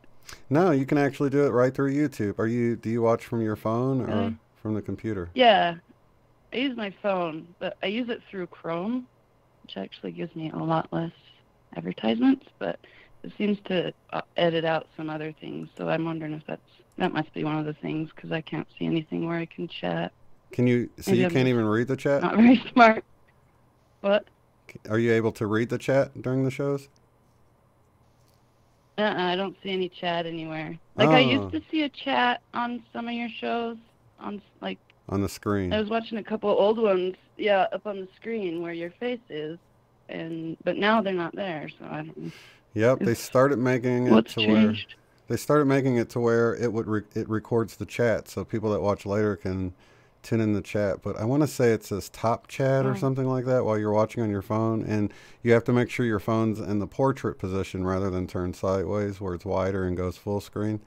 And then you push, I think it says top chat is the newest thing, and once you hit that, then you can see everyone chatting, and you're able to like click and type into there and chat with everyone. But you do that from YouTube, and I'm glad you brought it up, because a lot of people watch from other streaming services, and you can actually, if you're watching from anything other than YouTube, you can go to uotf.net and click on the banner at the bottom, and that'll bring you to YouTube, and you can watch and participate in the chat that way. Oh, okay, from your website. Yeah, but it just brings you right back to YouTube. But that's just pretty much for people, because I'm streaming so to it's like in the description, the top chat. Yeah. And then down in the description part is YouTube. Yeah. Okay. Cool. So yeah, then you're able to chat in there. that But you out. can't do that if you're watching it later. You can only read the chat You can later. read it, but you can't. Okay. Yeah. Makes sense. But it's cool. Cool. It's a Yeah. cool That, feature. I would like to, now and then I make comments, but most of the time people don't think like me. So yeah, I'd really like to chat in your chat room, because it seems like we're all kind of alike. And yeah. And if all we're that. not, we're okay with that. Unlike other chats. They're not judgmental. Yeah. Yeah, that's really cool. Let me see. Oh, cool. Oh, there's Chris right there. What's up, Chris? Chris is going to be on. He was one of the callers. Was it last week? He's going to be coming on the show, so I'm excited about having him. Okay, well, I got you on the phone, Miranda, and I wish I could ask you off the air, but just to make sure. But do you have any Mandela effects that affect you at all? Yeah, like, that's something I wanted to talk to you about, because I pretty much, all of them affect. I don't know how we word how they affect us. Like, I remember the old school ways. Let's just put it that way. Oh, okay. Except for the Berenstain Bears. Yeah. Berenstain Bears. I remember being Berenstain, and I don't know if we just said it wrong, but I remember thinking, because there's that one Berenstain Bear book about making a mess, right? Oh, yeah. And we had that one, and I always attributed stain to like a stain on their clothes because they were making a mess. And I just remember having that attribute to that book and to the words. And so I don't remember specifically if it was spelled differently, but I do remember saying stain. Right. But that's the only one like all the other ones, I'm drawing a blank, but what are some of the other ones? That's a big one for me. That's a big one for a lot of people, but it doesn't affect me. I didn't even really know about those books or the videos or anything until the Mandela effect, which is really strange to me because it's like, wow, as popular as they are, I think I would have heard of them, but maybe I just didn't pay attention. I don't know. My kids range in age so much that you'd think I would have remembered them by now, with them being such a big thing. When did you read the books? When I was a kid, they were read to me. Oh, okay. So I think that's why I don't remember the spelling, because I was just little. Yeah. Tiny, whatever. But, some of the big ones, like, what about JFK? Does that one affect you? Oh, yeah. That one's freaking weird. Like, I've never seen a car with three freaking things, right? Yeah. Benches, seats. That's a trip. I don't even know if there's any other car besides in that picture that it exists, Yeah. Maybe it does, but yeah, so that one's weird, yeah. And what about the thinker statue? Do you remember it being fist to the forehead ever? Oh yeah. I remember it being different than either one of the things. Like, I remember him having it on his chin, but his fist was closed, and he was looking kind of out and down. He wasn't he didn't have it on his mouth, and he didn't have it on his forehead. He had it on his chin, and everyone would always make that pose, for pictures, oh, I'm so smart, the distinguished look. Right. With your hand on your chin. And that's what I thought it came from, was the thinker statue. And so, yeah, none of those are right to me now. Well, that's a trip, because that's one of the things with this whole Mandela effect thing is that, you can, experience a few of them, and then, some of them that they might even be really popular, and most people affected by the Mandela effect might agree on it being a Mandela effect, but it might not be one for you. I've got a friend that tunes into the channel that he's always known it to be 6 people in the JFK car, but he experiences all the other ones. So, and I'm so thankful for him, because that's just so trippy. But he had a calendar on the wall when he was a kid. And this is the one thing, because I really picked his brain about this. I'm like, there's got to be something that made you always see it, the way that it currently is. And he told me about, him having this calendar on his wall with pictures of that day. And it just made me realize, wow, if you always looked at those pictures and then that sort of got updated in your memory, maybe it would change how you remembered it or something. I don't know, It's a trip. Yeah. It is a trip, because, there's definitely ones that I don't remember either way because it wasn't a thing for me, like you and the Berenstain Bears. But there's other ones that are, so ingrained into, society, like the Forrest Gump and Star Wars. Right, yeah. I am your father, and no, I am your father. It was everybody repeated that line. I didn't even like Star Wars, and I knew that line, I didn't even watch it, but I knew that line. Yeah, and the same way with I Love Lucy. I'm sorry, go ahead. Oh, I don't remember that one as far as the spelling goes. Is that what it was? No, it was And that's so funny you said that, because I didn't really, my mom would watch it, you know, but I remembered, I can't even think of the guy's name, the main character talking to Lucy and saying, Lucy, you got some splaining to do. And Ricky Ricardo. Oh, yeah. Yeah. And I remember that line and people making fun of it and, you know, being something people would say like from that show. But of course he's never said that now. So it's like. Really? Yeah. Oh, wow. That's a trip. I've never heard of that one. That's way trip. Yeah, there's a lot of them. It's weird like because, yeah, and I think, so you guys finally mentioned this. I've been wanting to mention it to you because I hadn't heard you mention it, but that the changes are like very uninspired, right? Like very left brain. A lot of them don't even make sense. Mm-hmm. They're not creative. They're not conducive to like the converse one, you know, to selling your product.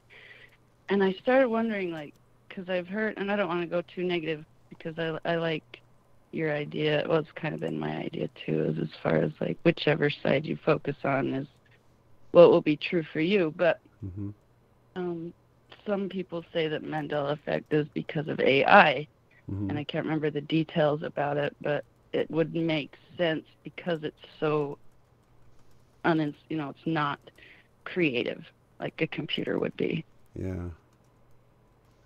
Yeah, I've thought about that too. It's definitely on the table. It's just, for me, it's affected things close to me, and I feel like they were purposeful, just for me at least. And then the way it's led me, and sort of this awakening, you know. So it's been a positive thing, whether it's because it really was or because I just viewed it that way, and I just got a positive result from it. I'll be on the fence about that, you know. I don't know. Yeah, there's definitely a lot to say for, you know, making a positive out of whatever it is, regardless of what it is. Mm-hmm. But, yeah, I think you're right. Like, I've been trying to make my family a little more aware of what? Are they? Sorry, there's a delay. I didn't mean to talk over you. So does anyone in your family see it, or are they just like, nah? Well, I haven't talked to him about the Mandela effect yet, and that was going to be my point. Was I've tried to tell him about, you know, like, look at the sun, look at the moon. They're rising and setting in completely wrong places. Nothing's on the ecliptic anymore. Like, just all these little things. Like I had him watch Corey Good and David Wilcock's movie, Ascended Above Majestic. Yeah. Just trying to kind of, you know, give them some reality, because they're so. That's a good red pill movie for sure. Yeah, and they didn't have much to say about it afterwards. I haven't pushed it yet, but anyway, like today, I was frustrated because I was trying to tell them something, and they're just like in complete denial. And I usually not trying to be pushy, you know, but the last couple of weeks I've just kind of been throwing in some things here and there, and they're just so unvalidating. Like, I'm just thinking, do you really think I'm this stupid? Like, I haven't thought about that and that and that. You know, like, oh, maybe it's just this. Oh, it's just that. Like, no, I'm not a friggin' idiot, right? Right. And so I think maybe the only way I might possibly get through to him is through the Mandela effect, you know, because a lot of my memories are their memories, right? Because, you know, they raised me as a child, and a lot of them are real ingrained childhood memories. So I'm going to bring it up at some point. Well, who read that book to you? Was it your mom or dad?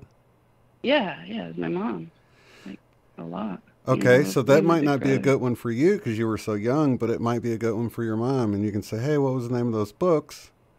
You know, and I think that's one of those words that, you know, if you remember it as Steen or Stein and it's now Stain, you'll remember that, I would think. I mean, that's affected a lot of people, so it might not be good for you, but it might be cool to bring it up to her because she'll probably remember if she read it. For her, huh? Yeah. Yeah. Because if she remembers it the same way as me, it won't be effective because that's the way it is now. But if she remembers it differently, But like some of the other ones, like Forrest Gump, I know she'll know. You know? And that may be the only way I can be like, you can at least admit that there may be a possibility that things are weird or different right now. Yeah. and that may be as far as I can get with them, you know. Yeah. It's just hard. Like the last girl that was talking, it's really hard to watch when everyone around you is just, you know, whatever. You don't even know. Yeah, it's like they're asleep, and you want to wake them up, but you can't push too hard. That's like the secret. Yeah, because it just pushes them away more. So just plant a few seeds and let it simmer a little bit. You know, I think sometimes people give up too early. I don't mean like give up by, like they push too hard and then they just give up on the relationship altogether. I mean, it's hard to it's hard to do that if you're like living with people, but with friends and stuff like that. I know I've been that way just because people just seem so different, and you think they're going to remember something and then they don't, and you sort of let them be and don't bring it up. And it's hard to hang out and do things like normal though, because it's like you could be hanging out, a show or a commercial or a song comes on and it's a Mandela affected thing, and it's like you want to bring it up but you don't, and I don't know. It's like you're overriding the you need memory. to talk about it. Even like it helps us not feel like we're completely losing it to be able to talk to somebody else about it. Yeah, that's why I think it's great that we got each other here. Yeah, that's what I was like. I gotta call in. Like, I've never done anything like this, but well, that's awesome. I wanted to, because you're a cool guy. I wanted to, thank you for starting this whole thing and the YouTube videos and all them. Like, they're really uplifting. I appreciate that. What is your name in the? Oh, I forgot you don't chat. I was gonna say if your name was the same.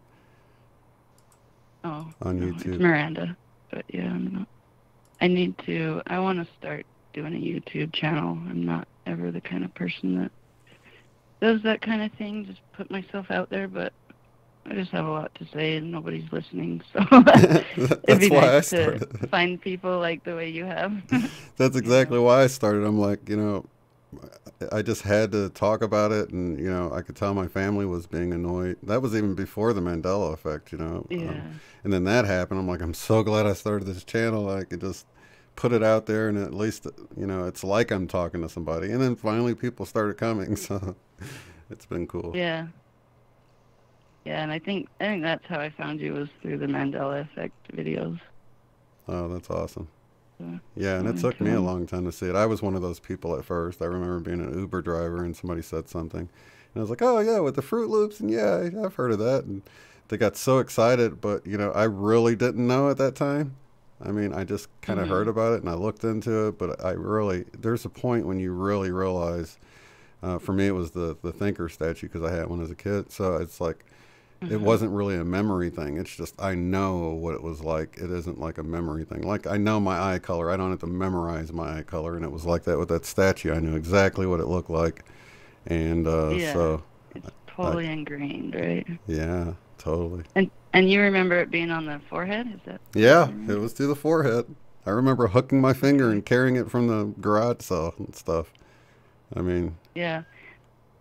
It's weird because some of them sometimes, like, after you find out about them, you're like, wait, I kind of vaguely remember that too.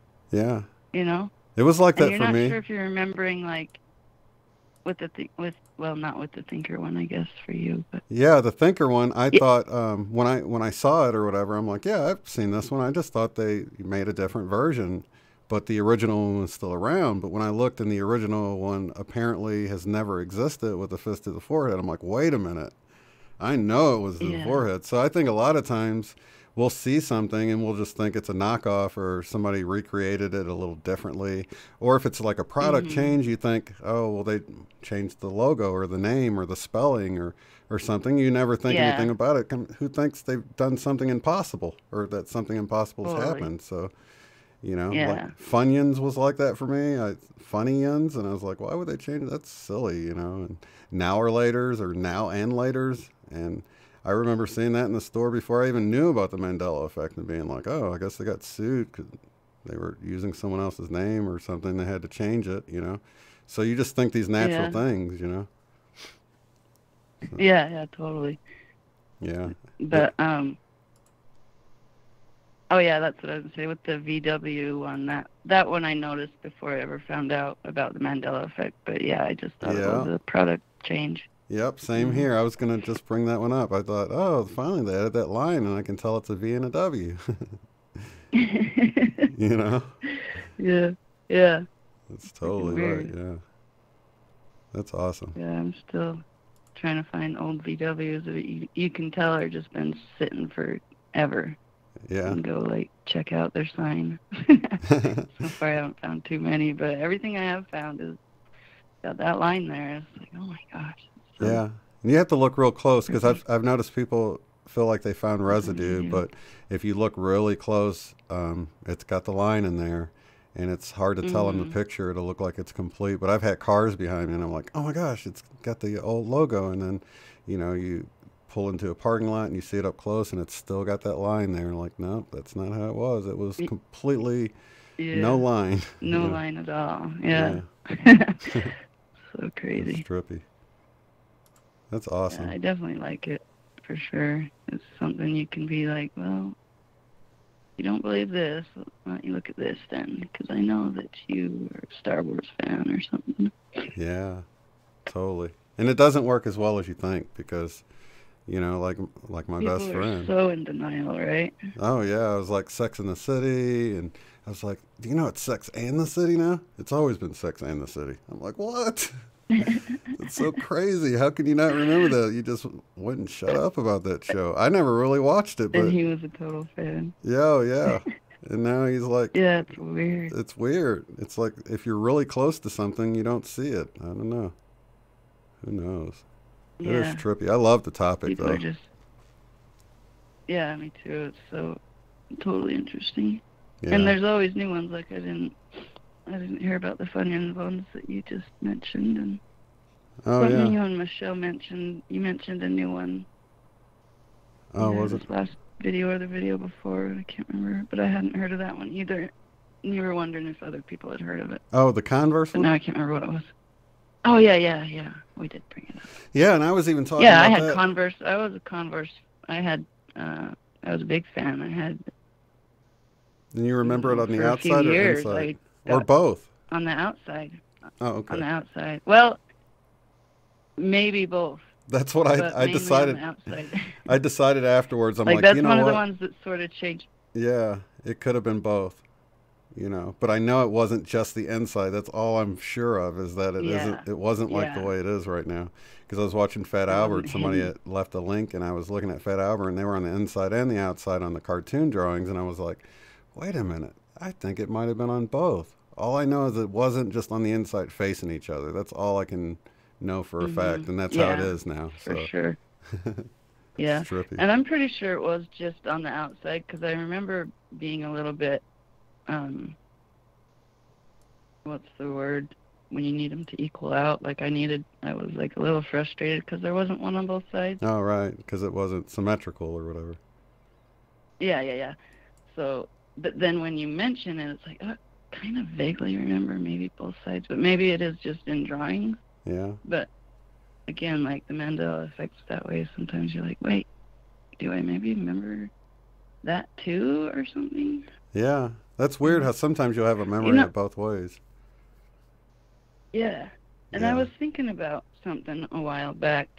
This was another theory I had is that maybe like there's parallel realities, right? And maybe all of our parallel realities are connected on the web. Mm-hmm. And so it all gets like a merger as far as I between got in the realities. thought. Yeah. Right. Yeah, like it merges there, and then it starts affecting the outside world because we see it. And I don't know. I was just like, that'd be cool if all of our parallel realities really were connected on the internet, and we had no idea. Yeah. Yeah, I think it's a cool topic. The one that Moneyback 73 just put out within the last week was "Walk This Way, Talk This Way," the Aerosmith song, and now he just says like "walk this way" a bunch of times, and he only says "talk this way" like a couple of times in it, and I was like, you know what? It's like I remember the Run DMC version more than the original one, but that hasn't changed. And then while I was thinking that it was one that affected me, I actually had this memory of being a kid, and I really liked the Run DMC version of it. But then I heard the regular version, and I was disappointed that it was so different than the Run DMC version. So for me, I realized while really thinking about it that that one doesn't affect me. It's always been Walk This Way a bunch of times, because I remember being annoyed with that. You know what I mean? As a kid, when you're like, I like the the rap version better because he says walk this way, talk this way every time, and not liking the original one because he didn't. So I don't know. It's just strange the way. I can't be 100% about those when they're like that, but I do have that memory. But was it implanted or something? Who knows? Yeah, totally. It's trippy. And, it's like a sci-fi movie, isn't it? Yeah, and it seems like there's more and more, like all the time. Yeah.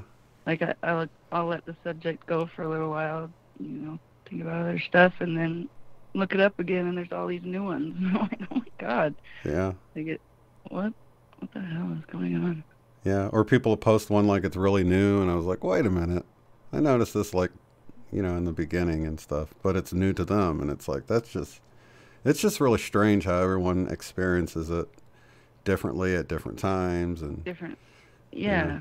Like the traffic light one totally doesn't get me. I remember the traffic lights always being exactly as they are now, with red on the top and the green on the bottom, and even feeling like it was backwards. Like, shouldn't the green be on the top? And wondering what it would be like to be like colorblind, and thinking, well, I guess you could still see it light up, and you would know that the bottom is green and that it must be green if it's lit, and all of that stuff. So for me, I know for me personally, the traffic lights have always been as they are now, but for some people, they say it was flipped around at one point and red was on the bottom. And, I believe them, but it's still trippy that I know it wasn't that way for me, Yeah, I don't remember that one concretely, but I think I remember it always being on the bottom, the green on the bottom. Yeah. I'm not sure. But have you heard the one about the red, you're supposed to stop for green lights and go on red lights? No, that would be trippy. That was a really early one I heard that and I was like, that's weird, because I don't know what it is, but every now and then I do stop at green lights, and I'm just like, what am I doing? That's weird. And I've seen other people do it. Yeah. And I'm like, maybe there's some truth to that, but I don't know. It's not yeah, one I think about a lot, but could be totally. What? Just have some tiny residual and automatically stop, and they're like, wait, what are we doing? I actually remember being with my sister and her friend. She was just starting to drive. I was only 14, but I remember we were driving right by the mall, and she just blew right through a red light. I'm like, do you know you just ran a red light? She's like, oh my gosh, I did. And was totally not paying attention. She was just talking, but we could have totally got T-boned. But so maybe she was from that alternate timeline or something. Maybe. Yeah, I hope things like that don't. Well, I guess it's scary when it's things like that, because I guess there's the whole body thing, where your heart is and stuff. Yeah. Do you remember it being on the left? Yeah. I'm pretty sure it's still there. But yeah, I know people say it's in the middle. I don't know. It is It's one that I've seen both on when I look it up. I had my son listen to my chest, and I'm like, all right, listen here and listen here. Where does it sound louder? And it was louder in the middle of my chest. And man, that was just so freaky to imagine it moved, And I know, right? Okay, so I guess. Oh, go ahead. No, I was done. Okay, so with that one, I've always had stomach problems, so I've always kind of been skinny. Mm-hmm. And there was a point when I noticed that I would see my heartbeat in my stomach, not on my sternum. I would see it do do. I was like, oh, that's weird. That must just be that big artery that runs down there that's showing, or I don't know, whatever. Right. And yeah, so I just always thought it was that, but maybe it did move. Have you looked to see if you can still see I've it? never gotten an X-ray. Yeah, it's still there. It's still, and I guess me and my son have played with it a little. It does feel like it, you do feel it more. Like I can barely feel it. I can't feel it hardly at all in my left side of my chest. How old is your son? A little more in son? the middle, but I have to kind of go down a little bit in the sternum area to really feel my heartbeat. He's 13. Just turned 13. Oh, I was going to say, you could have him listen for you and see where it sounds like it is. You might be surprised like I was, because I was like, what? That's crazy. Yeah. And my ribs have changed, So too. he just listened. Did you have like a stethoscope, or did he just listen? No, I just had him put his ear to my chest and listen. Okay. Yeah, and he said it was that's way weird. louder I'd really than- like to get like some kind of X-ray or something. You know, wouldn't that be interesting? Yeah, totally. But I know I had one of my ribs, like right over my heart, used to be crooked, and it's not anymore. And it's like that Really? alone was trippy, because I used to worry about it, like pressing too much on my heart and stuff like that. And then I Yeah. started having heart problems and wondered if that was it. But now apparently that rib isn't crooked anymore, and my heart's in the middle of my chest. It's not even an issue anymore. It's really weird. Wow, that's awesome. Yeah, it's a good thing, I guess. That's cool. Yeah. Yeah, That's I think I definitely believe our bodies are changing, because like I said before, I've always had stomach problems, and so eating was never pleasant for me. Mm-hmm. And I always just despised it. Like I hate eating, I hate cooking, I hate the fact that we're so dependent on it. And I think it all stems from just it causing me pain all the time. But now, and I learned probably 10 years ago that this was going to start happening, or, you know, somebody said this was going to start happening, that we were going to be able to absorb light more and not have to eat and drink as much or sleep as much and all that. Mm-hmm. And I was thinking, like, God, that would be awesome, but I really didn't believe it was going to be true, you know? Mm-hmm.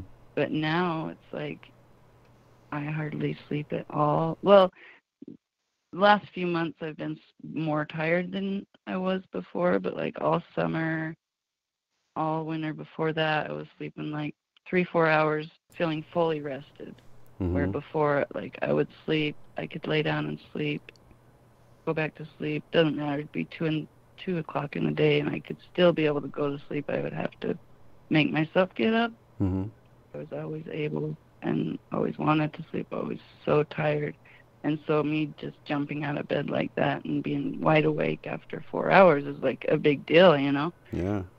But it's a norm now, pretty much. Like now I'd say I need more like 6-ish, 5 or 6, but like holy cow, and I don't eat near as much. I don't hardly feel hungry until later on, and I feel best when I just munch on like a fruit here and there, or, you know, something small and good for you. Totally. So it's awesome. Like, yeah, I'll be glad that when I we believe, can just eat the light. I guess my point is that I believe that that we are changing, that we are just going to be able to use the light. And totally. I can't wait for that day to be able to manifest a bowl of fruit or something, and, you know, as the sort of the transitioning into just eating light, eating sunlight. yeah, and then there would be so many things you wouldn't have to worry about. I feel the same way. I'll be working out, I'll start feeling like crabby, and I'm like, oh, I haven't ate. Gosh, now I feel like it's such a chore, you know? Yeah, like, like you got to make yourself and like remind yourself to do it. Yeah, it's the same way with drinking water too. You know, I really got to stay on myself about that, or I'll be dehydrated before I know it. You know. Yeah, I really hate water too, but I found that I really like it when I put a little lemon oil, like essential lemon oil. And I never tried that. I put it on one of my squishy mats. Mm-hmm. It's basically the same thing as like Organite. It's like an earth energy mat. Yeah. From Vibes Up. But I put it on that, and I put crystals in it, and let it. You know, the longer you let it sit, the better it tastes. Like it's just so amazing. And I have had other people, I'd be like, hey, try this, see if you think it tastes good. They're like, oh, that's so good. Like, it feels like it's wetter and stuff. And like, I can drink that. Good, but regular water, it's just like, ugh. I like dries regular out your water mouth now. or something. It's weird. Yeah, I'm pretty when you used get to in the it habit, now. it's definitely, that's good. I'm Yeah. still trying to get in the habit, but I definitely like this combination better than just tap water. And we have good tap water here. Like, it comes from springs and stuff, but it's still not good for it, I guess, to run through all the pipes and stuff. Yeah, and that's it's true. fluoridated and all that junk too. Yeah. Yeah, I don't drink tap water too much, but our water's kind of gross here. But I do like it with lemon or lime or something, just like a little shot of it. But I don't do that too much. It does. Now I infuse it with love. I actually put my hand over the top of it, and I imagine like love going into it. So I figure. Do you notice a difference, like in how it feels and tastes and stuff drinking? I feel like it helps, but is it a placebo thing? I don't know, but I still do it, just in case. Yeah. I mean, I believe it helps. I just wondered if you noticed how, if you feel different, or if it tastes different. Or, no, I don't really notice it. I definitely believe it helps. Yeah, because there's the water, the rice experiments and stuff that show that if you put love into it, it shows up as, it gets preserved longer and stuff like that. And we're like 2/3 water, so it's got to help. I believe scientifically, I believe that. Totally. Yeah. Yeah, and they've proven it with the whole what's his name, the water. Oh yeah, guy in the water Emoto. crystals and all that. Yeah. Yeah. Dr. Emoto. Yeah, I think that pretty much proves that your thoughts and intentions can either harm or help. That was really a good red the pill water movie. is totally programmable and stuff. Yeah. What? I was saying that movie that What the Bleep Do We Know movie that came out. Oh, and yeah. That was a good red pill movie back then. That was a good one. Yeah.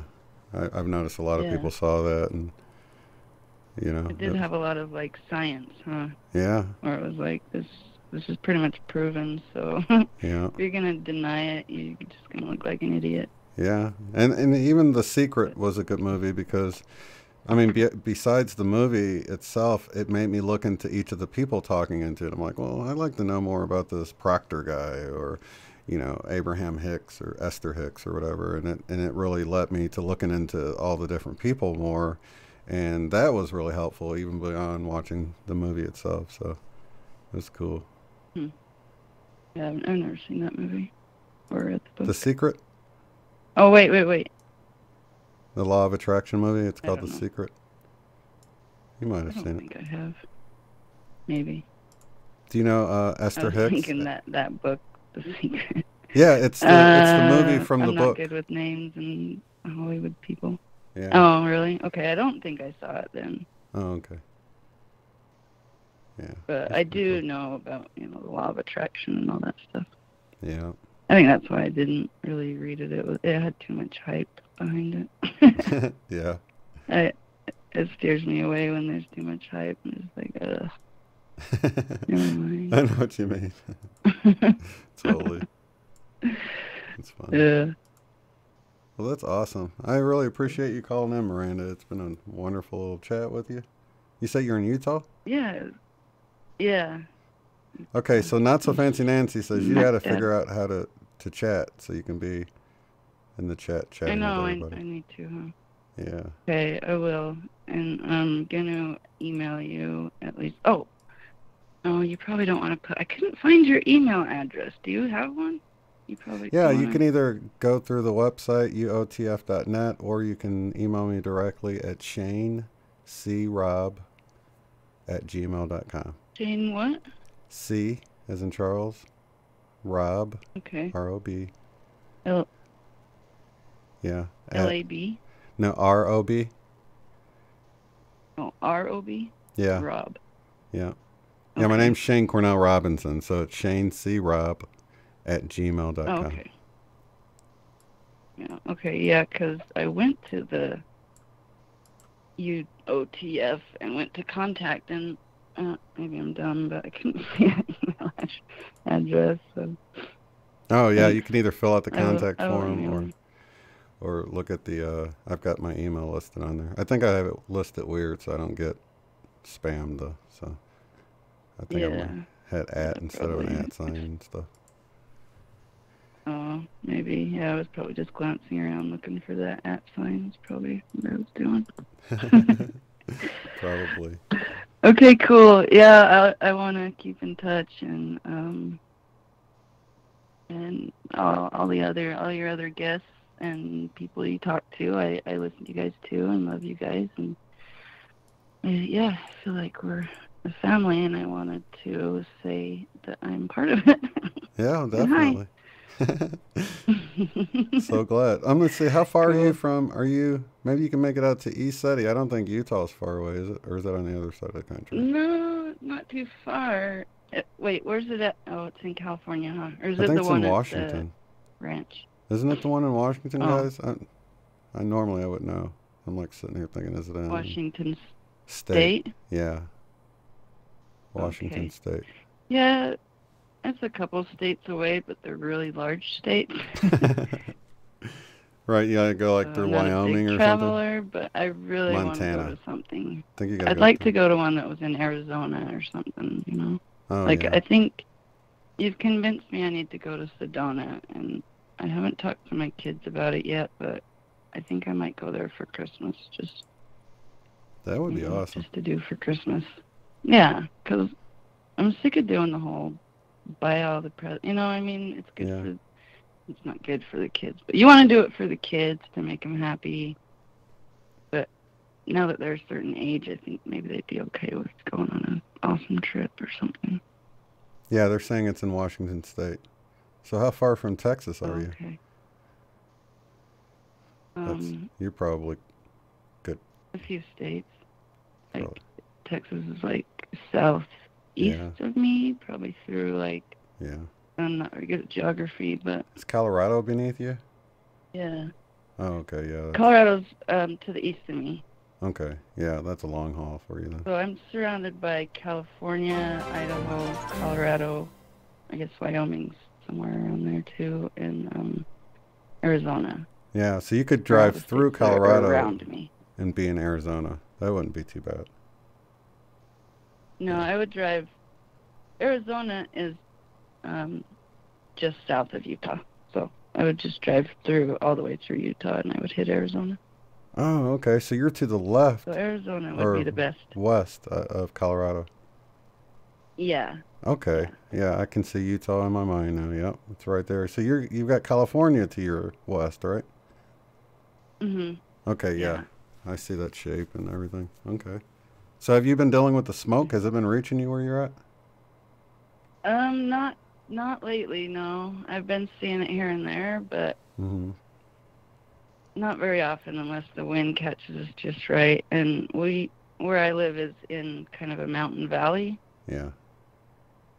So that's cool. We're kind of protected by the mountains, but we do catch it now and then when it's real bad.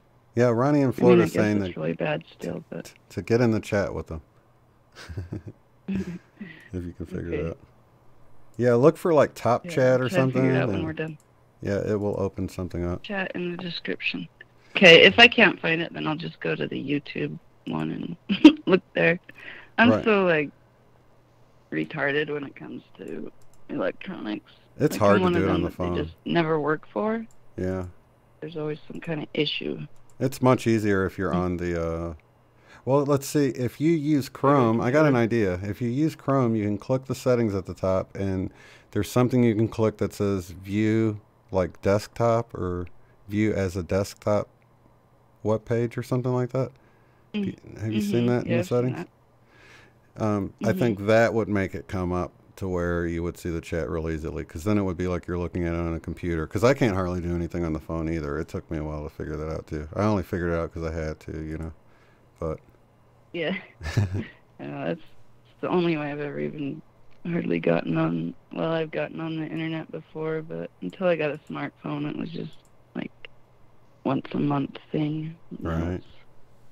So I'm learning. Baby steps. It's okay. You'll get there.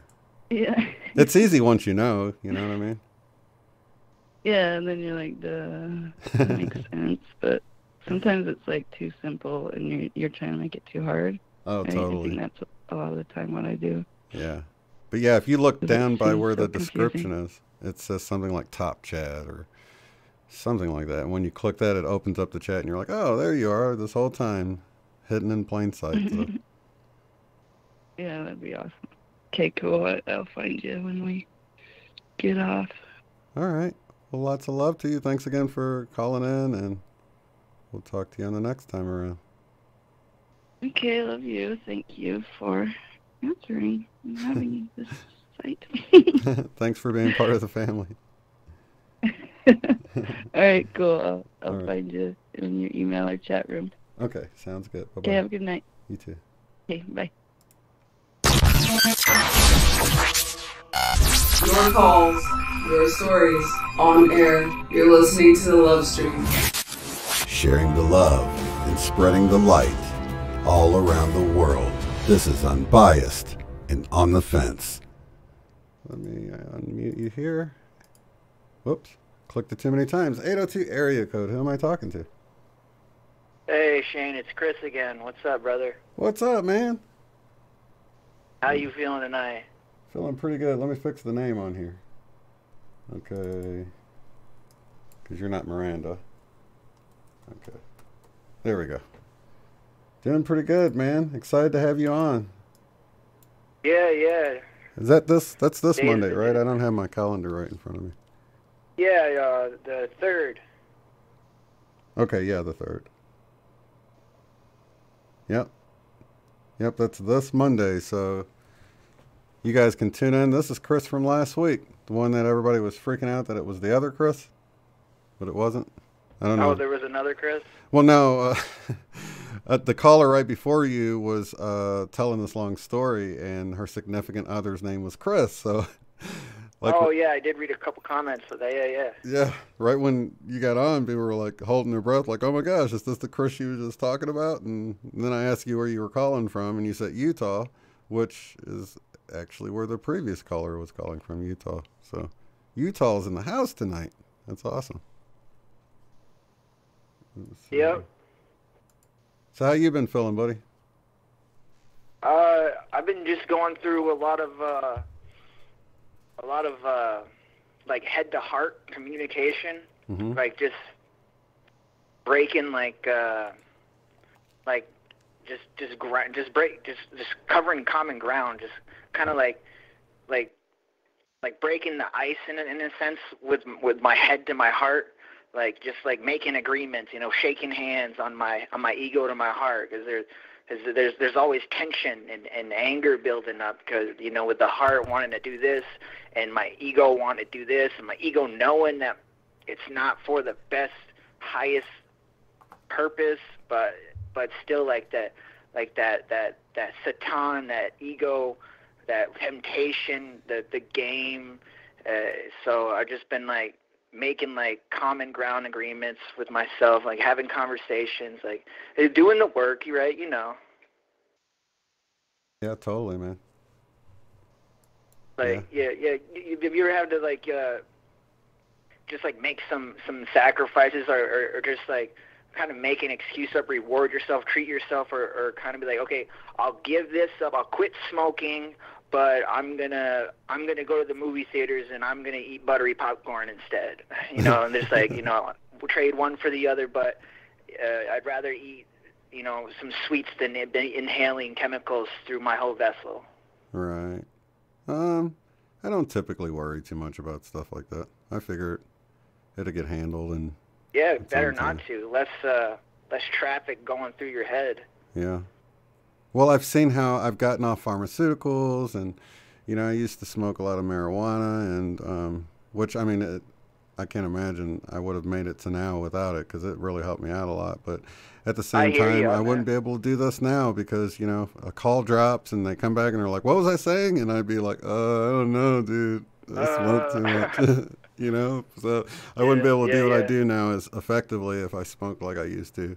So it served its purpose, and you know, I miraculously got off of it, which I never thought I would be able to do, because, you know, I didn't just smoke it like occasionally. I smoked it all the time, from, you know, I wake and bake and to the time I went to sleep. So, so, you know, I think everything is, you know, if you can do it in moderation, it's probably not that big of a deal. But I wasn't. I was like, it was like, it got me through. Yeah, it's like a crutch.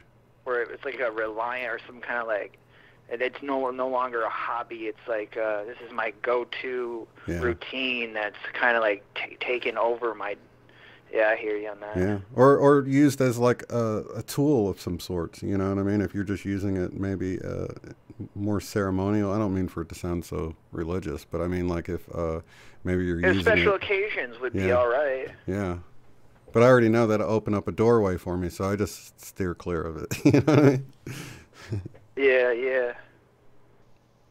But I'm not down on anybody that does it or anything. It's just, no, of course not. Everybody is entitled to their own ways, and everyone has their own. I wouldn't say like poison, but everyone has their own thing they go to in this reality. Like, you know, Doritos may be her thing, and Sprite may be hers, marijuana may be his, and this guy over here could just be in love with action figures, and everybody has their own thing that they're just drawn to, right? Oh yeah, like chocolate Everybody's is got their own. a lot of hers. Yeah, chocolate. Hers things. I'm just joking, ladies. Don't be offended, but I do notice that ladies like chocolate a lot, and it's like the way back into their heart many times.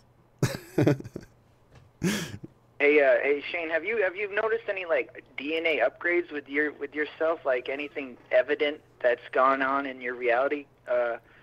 Say like, because you know our strands of our DNA have been moving up to those 12 strands, no longer just the double helix.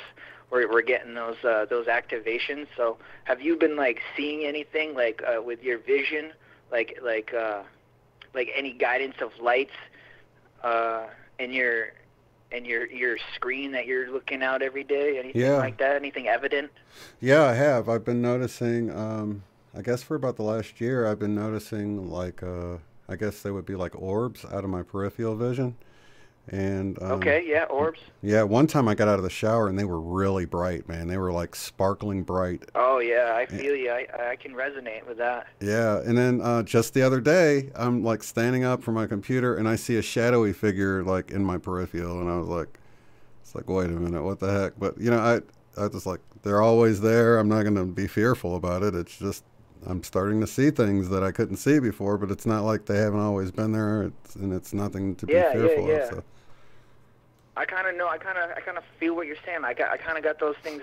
I've almost narrowed them down, like to a science of what all these, like, some of these. It's like for me with the shadows you're saying. Like for me, they're like straight up in my vision, and they're kind of like a heart. You know how like the Schumann Renaissance,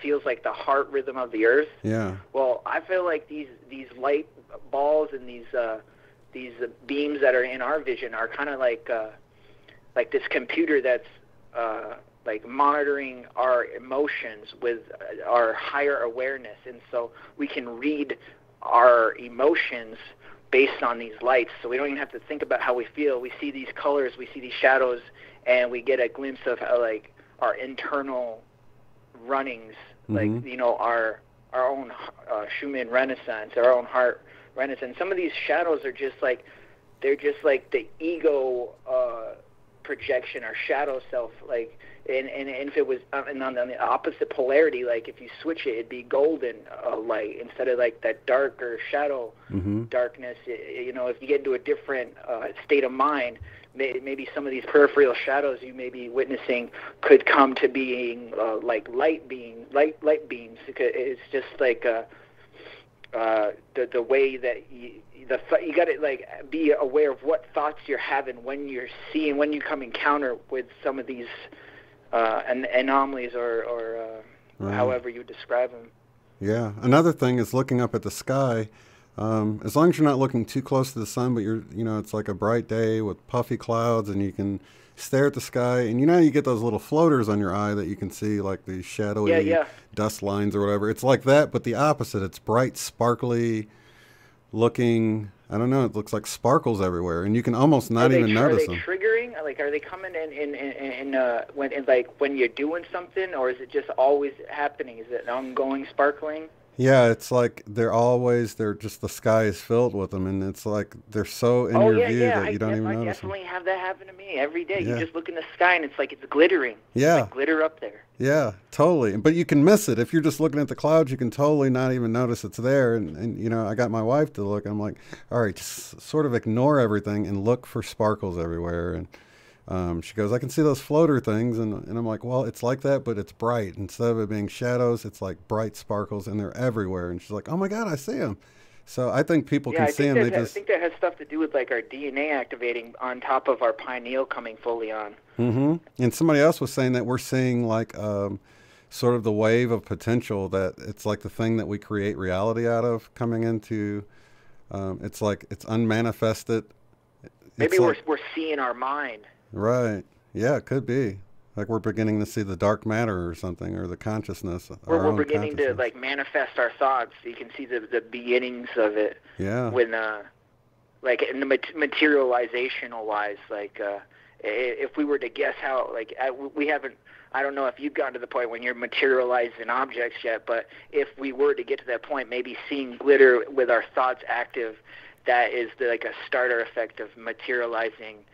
You know, so say if we were going to go and materialize a pyramid, maybe like, you know, seeing a bunch of glitter first and then putting thought and tension forward and then like using imagination and then just like throwing them all together, maybe then, and using our consciousness, then we would start getting somewhere on the pyramid materializing.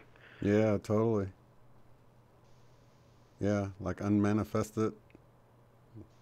Like that's how I can I can feel like some days like I'm around people that are kind of like on the low, not to be picking on anybody. I would never do that, but you know, when I go around people who I can plainly see are living in 3D, I can bring them to 5D. All I got to do is like look at the light long enough until it's everywhere, and then everyone just rises in frequency because they all join my reality. Like if I'm sitting somewhere, say I'm at the word scramble. Say I'm at the bus stop, and everyone there is kind of in 3D. They're all just smoking their cigarettes, and then I just, you know, I put intention. I say I'm going to look at this boulder brick wall until the whole thing's glowing blue, and then I just see that blue color everywhere around me in like 100-foot radius, and then I'd see everybody as like, you know, divine light, you know, just this template of lightning on them with the blue light surrounding everywhere in 100 feet radius.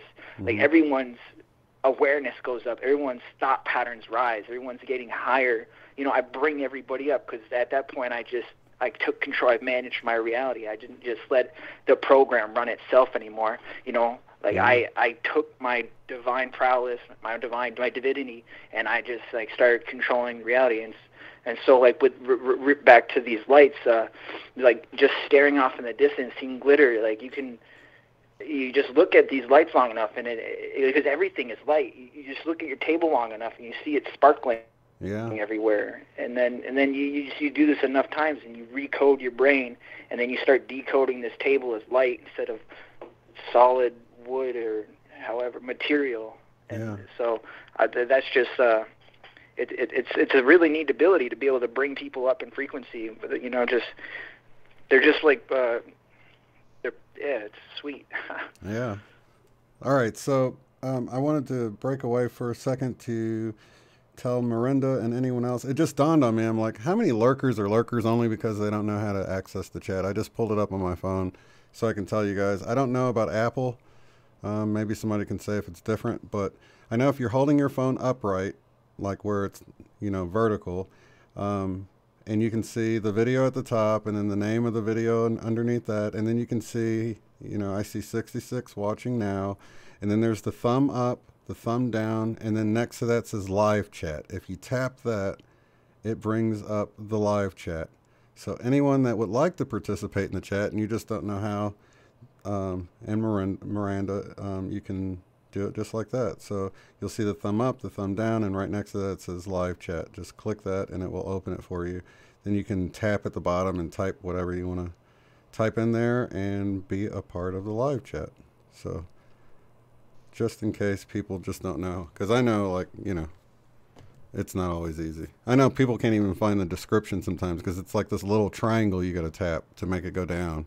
And, you know, if you don't know about that little triangle to tap, which is to the right of the title, you click that and it opens up the description box, and then you can see all the numbers from whatever country you're calling from. Now, I don't know if it's different from Apple phones. Who all uses, do you use Apple by any chance, Chris?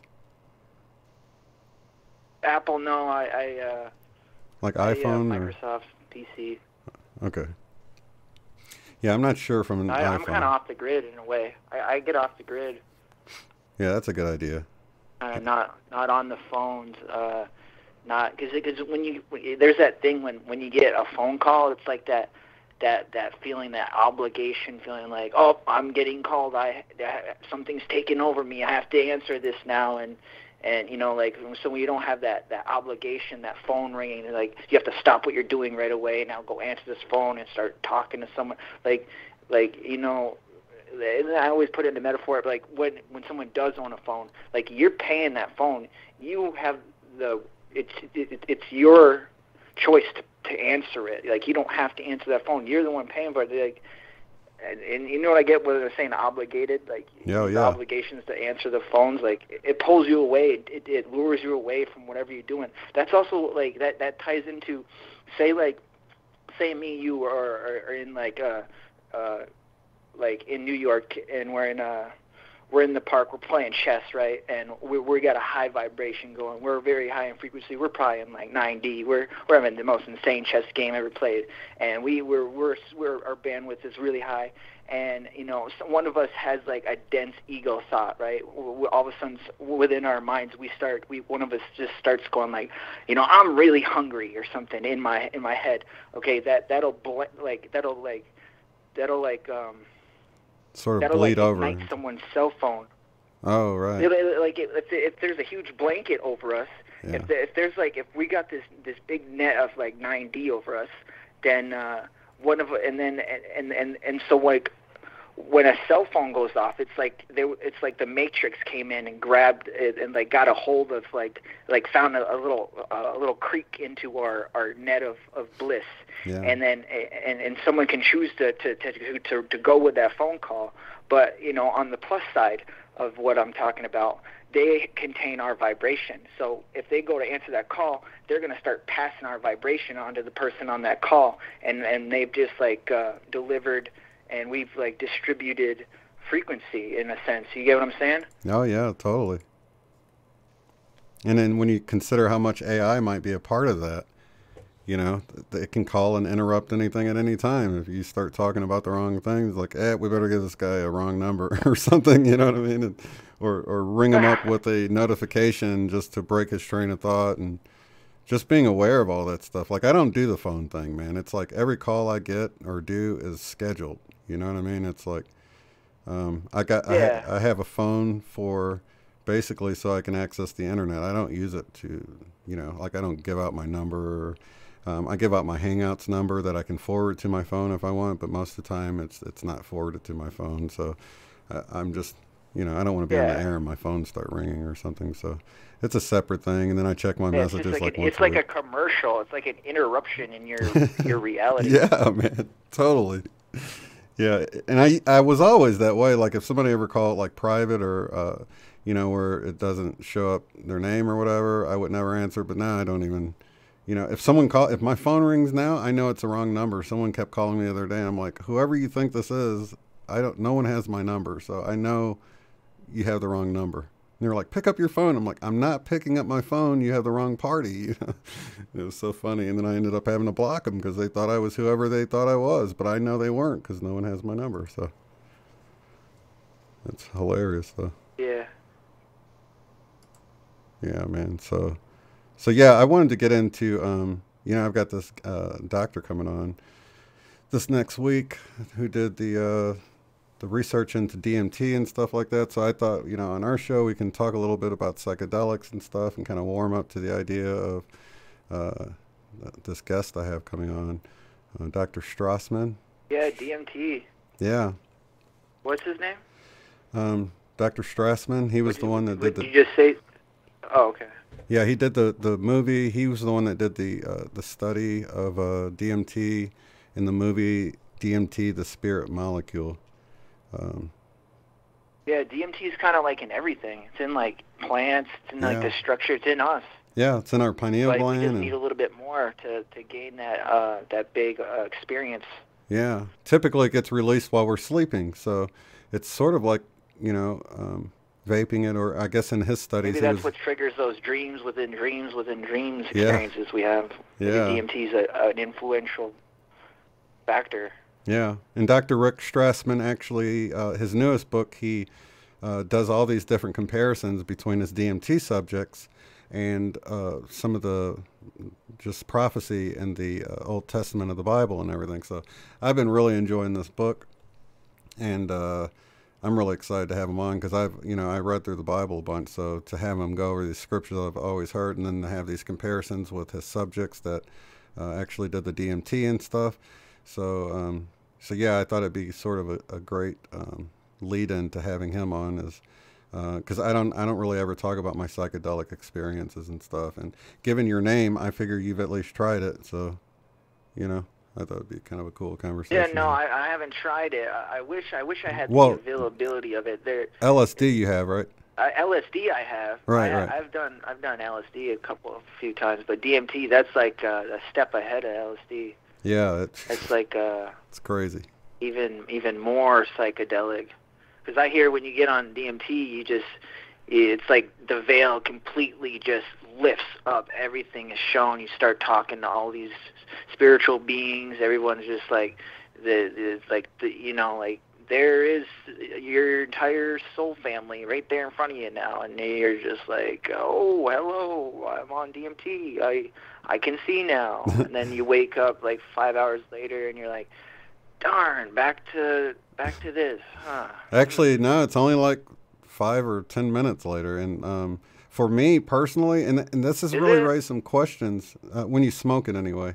If you do the ayahuasca tea, I think it is like a 5-hour experience, but not as intense. But the crazy thing is, for me, because I recently had the opportunity to try it out, and it was really sort of, I surrounded myself with love and light and protection and all this stuff. I didn't see any beings at all, and I was sort of let down by it, but it sort of raised the question as to whether or not when people see beings and stuff, is it because they went into it unprotected maybe, and, you know, maybe they were open to seeing more, you know, maybe beings masquerading. I don't know. I'm just throwing something out there because I didn't see anything. With ayahuasca you're referring to?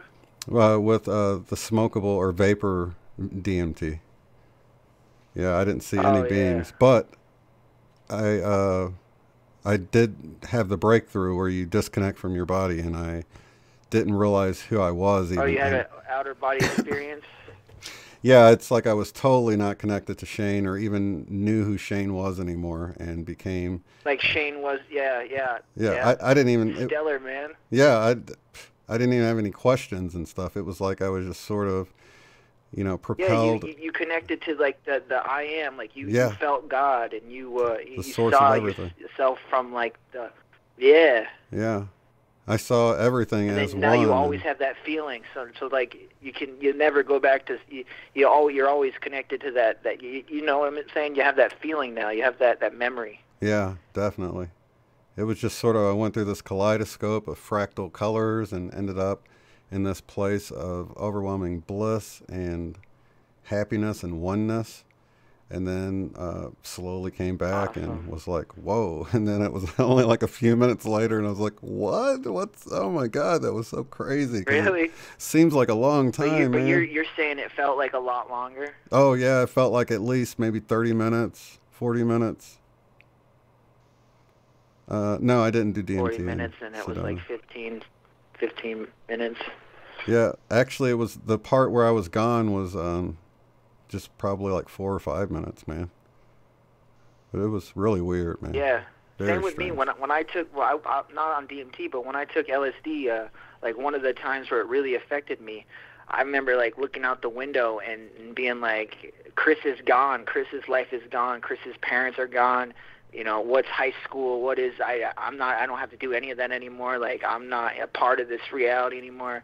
And then, you know, come down later, and it's like, whoa, you know, I got a message. I called someone on the telephone and left some like psychedelic message, like talking in like different not in a different language, but, you know, like my words were not correlating, and you know, I just heard my own phone message back like a couple of days later, like, holy love, like, what was I?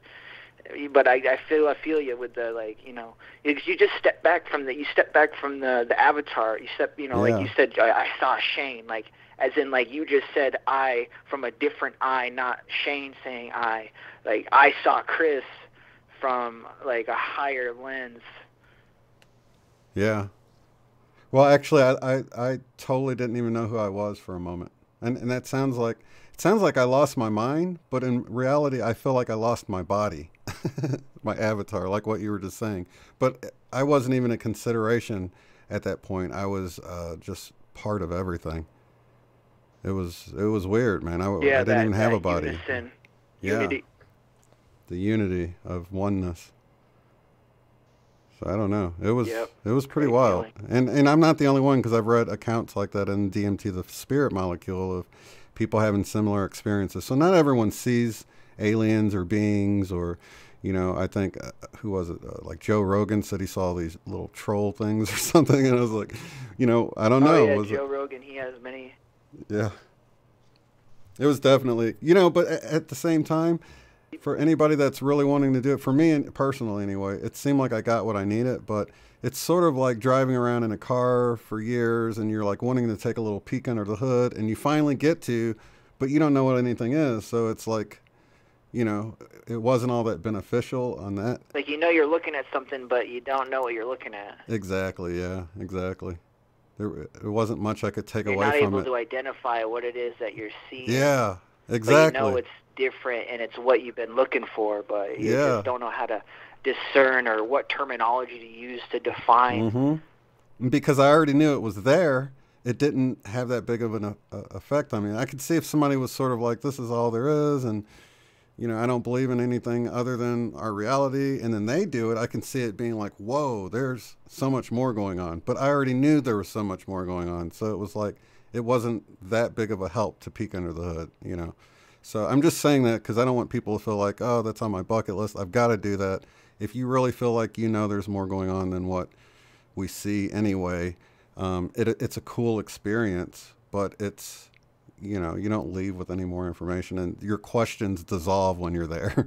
It's like you don't really, you know, I'm the type of person that would have had a ton of questions during that time, but, you know, once I was there, it was you like, would feel the answer. You gain the answer you have the answer before the question. Yeah, it all dissolved away, man. Because all that's ego. You realize all those questions are ego. Yeah. And once that dissolves away, you don't really have that. Like the sleep and just like pretending not to know experience. Yeah. Pretending not to be perfect experience is what it is. Feels like. Because I hear that when we wake up from this dream, we are laughing so hard that the way we thought when we were here, like you know, because where we are outside of here, where everything is we're all perfect beings, you know, like you see those metaphysical pictures where we're all like, you know, we got the universe in us, and there's like where that body and the stars are in us, and there's not really any kind of facial expression, but like just like the interconnectedness and like the perfectness that is portrayed in the pictures, and it's just like a hard laugh that we thought we were ever like, you know, ever in danger or ever was worried or ever was concerned or had any kind of doubts, or it's like a hilarious feeling when you get back to the perfect true reality beyond this. This is just like, you know, this is like if there's the all, right, there's the all there is, and then there's this little speck, and then you put like a cardboard box over that speck and call it physicality. That's what we know of, or we've been told. And then you take that cardboard box off, and then there's the all, and it's like we've just been fed some BS. Yeah. You know what I'm saying? Like if there's a trillion infinity dots, and then you just take one dot and you put it as physicality, and you put a cardboard box over it, and then you put the universe that we know of in it, and then we put all of us in it, and you make this little dreamland matrix program prison game in it. And there's so much more to be seen. There's like the Galactic Federation, the Alliance, all this, and there's mass territory to be explored. But we're just in this little cardboard box within this little tiny particle within the vast infinite allness that extends on different dimensions and other, and it's just that physicality doesn't exist. There is no such thing as physicality. That's the thing that's got us all in this drowsy illusion, and every day the sun is giving us more awareness, more rays, more love rays that are allowing us to see through everything and to see things how it truly is. Like I was speaking to my friend Jeff Haynes, and we were speaking about how, like, when you're a baby, we're still connected to that feeling of like just knowing everything, and how it's not even, we don't even have to think about anything. We're still connected to the source. You know, as an infant, we don't see. But then everybody, our parents that have been indoctrinated by their parents, start feeding us their indoctrination and say, hey, watch Barney on television. Here, and then all of a sudden the baby goes. You ever seen Baby Geniuses, for example? Yeah. Like they cross over from being innocent to, being super intelligent. Like the babies are actually the more intelligent than the adults, and the babies are actually running this scheme. But then babies hit age like 3 or 4, and then all of a sudden now they're the fluoride babies, and now now they're watching. Now they're getting ready to watch South Park soon, and that's no good. Right. Yeah, it's a lot like, I think reality is a lot like kids that pretend, maybe they play cowboys and Indians or cops and robbers or something, and they sort of get lost in their little pretend illusion. And I think many times that's kind of like we are as adults, but we've fallen for it. We've forgotten, that we're playing out this grand play. And yep. And we all kind of relates to the Adam and Eve thing. We went for the apple. We pondered the thought. Yeah. We forgot to laugh. Like we pondered the thought of this life, and we forgot to laugh. And now we're still in it. We're supposed to laugh at the thought to go or wherever this. We weren't supposed to let the thought to even go beyond our awareness. Like I got this thing I just wrote. Where is it? It says, you may think you're thinking your thoughts, but in actuality, you're only listening to your thoughts like a radio station from your heart and higher awareness. Like there's a walkie-talkie in your hand, and it's broadcasting your thoughts. And if you're in the perception of thinking you're thinking, this generates the illusion of false identity. Getting ahead of your thoughts and feeling with your awareness, not letting your thoughts complete and manifest reality. Because when you let a thought go from this point in consciousness, regardless of whether you intentionally let it come into existence or got caught thinking the thought from the illusionary brain mind identity, that thought is now going to have to be worked around or fought in a way. And there is the case where you go back in mind to find the exact feeling that sparked the thought and think and alternate thought and alternate the thought or correct the thought and say you felt like this instead. Simply finding the moment when the thought arose and having a conversation with yourself as to why the thought was thought. This will allow yourself to continue on without this thought pattern cycling through your regional reality. Like if Adam and Eve didn't allow that thought to go past that point in their awareness to where it started conceiving itself and manifesting itself, they could have caught it and said, okay, this is what made me think about even contemplating and pondering this, and I would not like to have this manifest and for me to go into snooze land and to bite the apple of temptation to where I need something external from myself. You know, they let that thought go too far, and if only was able to laugh at it, you know, give a big laugh and say, ha, like I need something outside of myself. Yeah. I think, you know, when I think about that, I'm like, this is totally our group. We're all apple eaters. You know what I mean? We're all like, let me see what it's like. It's sort of that, I don't know, that desire to experience more and to learn more.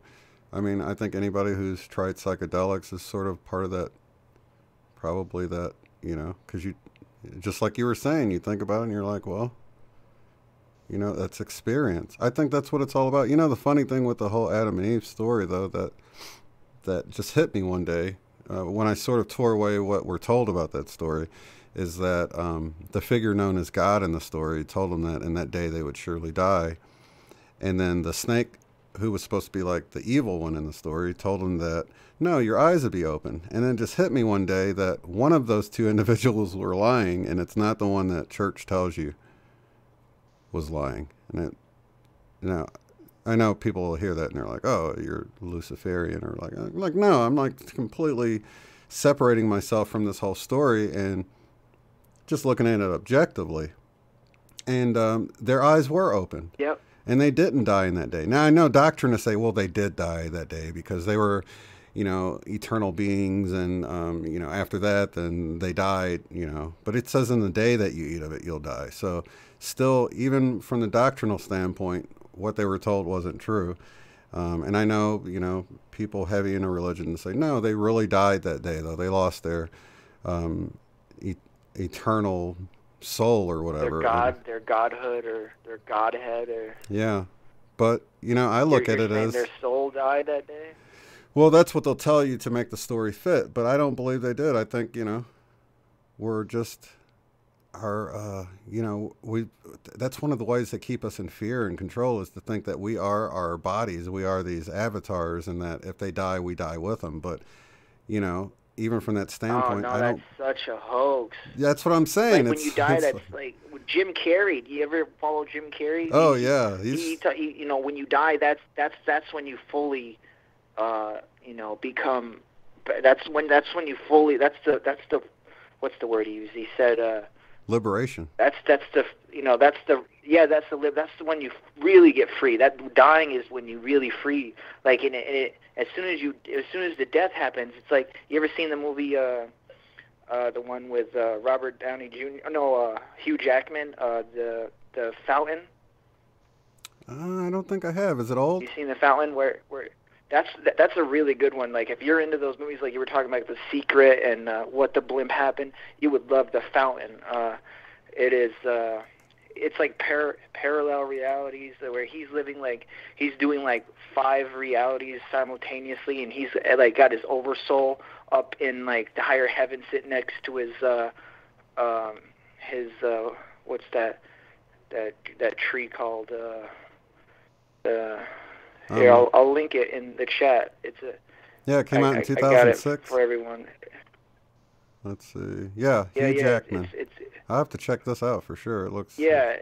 It's under drama and sci-fi, so it looks pretty good. I think I've seen this cover before. Man, that cover looks really familiar, man.